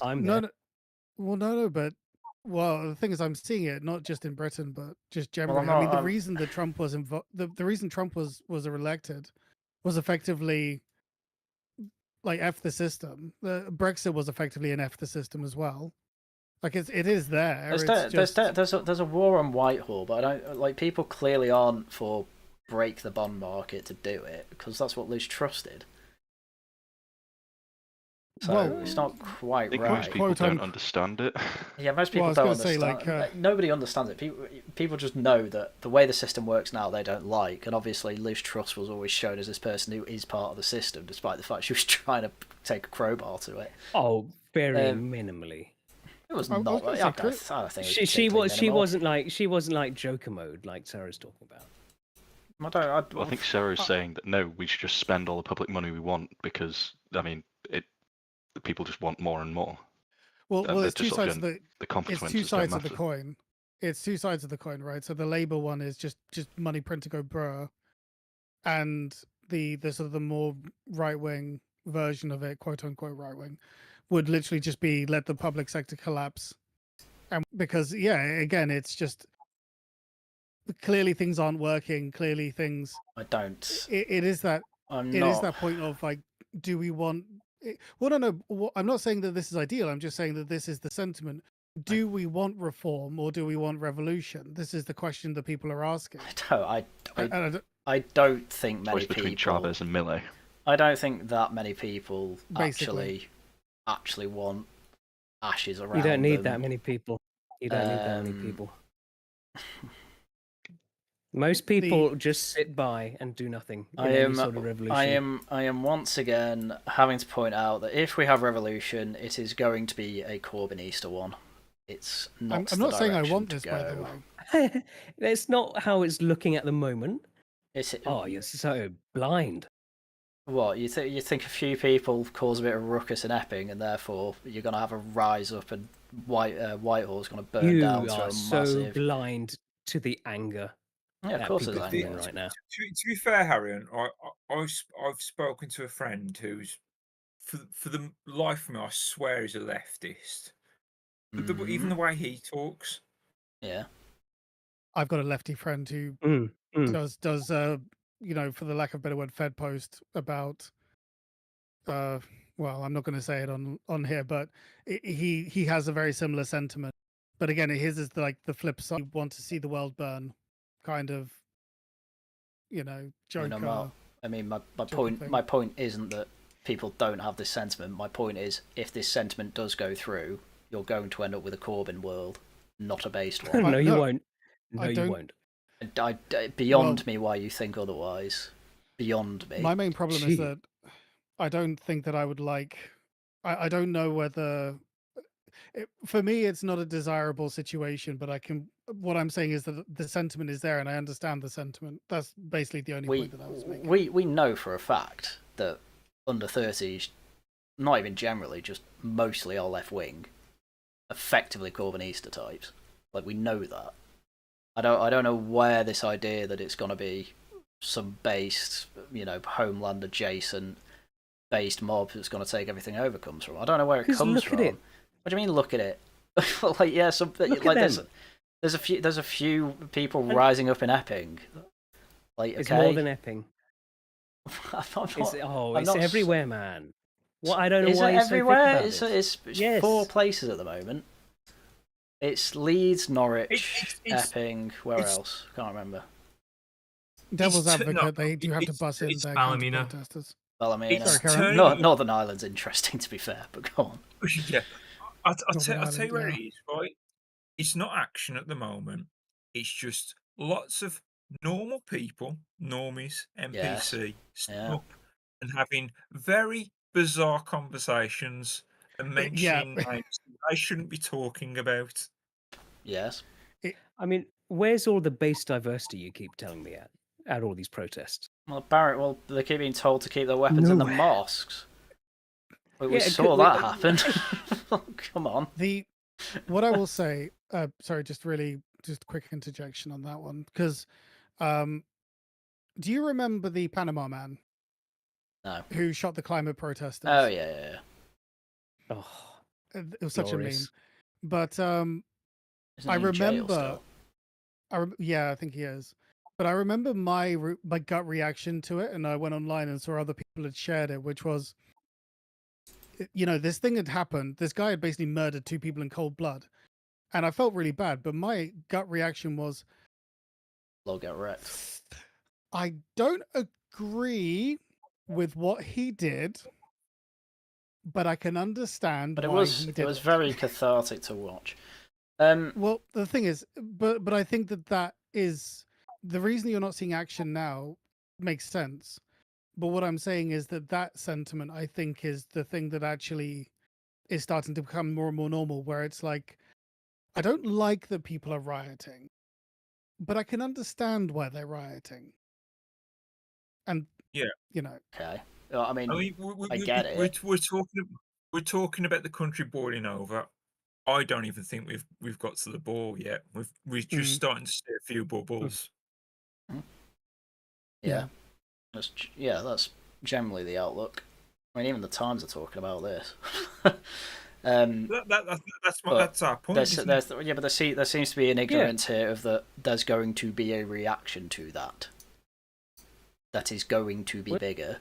I guarantee it. It's not bigger. They don't have the numbers. They absolutely do have the numbers. They I don't know where the idea that they don't comes from. The only thing that they don't have the number. Well, no, I think that the only advantage they have is that basically the police is on their side.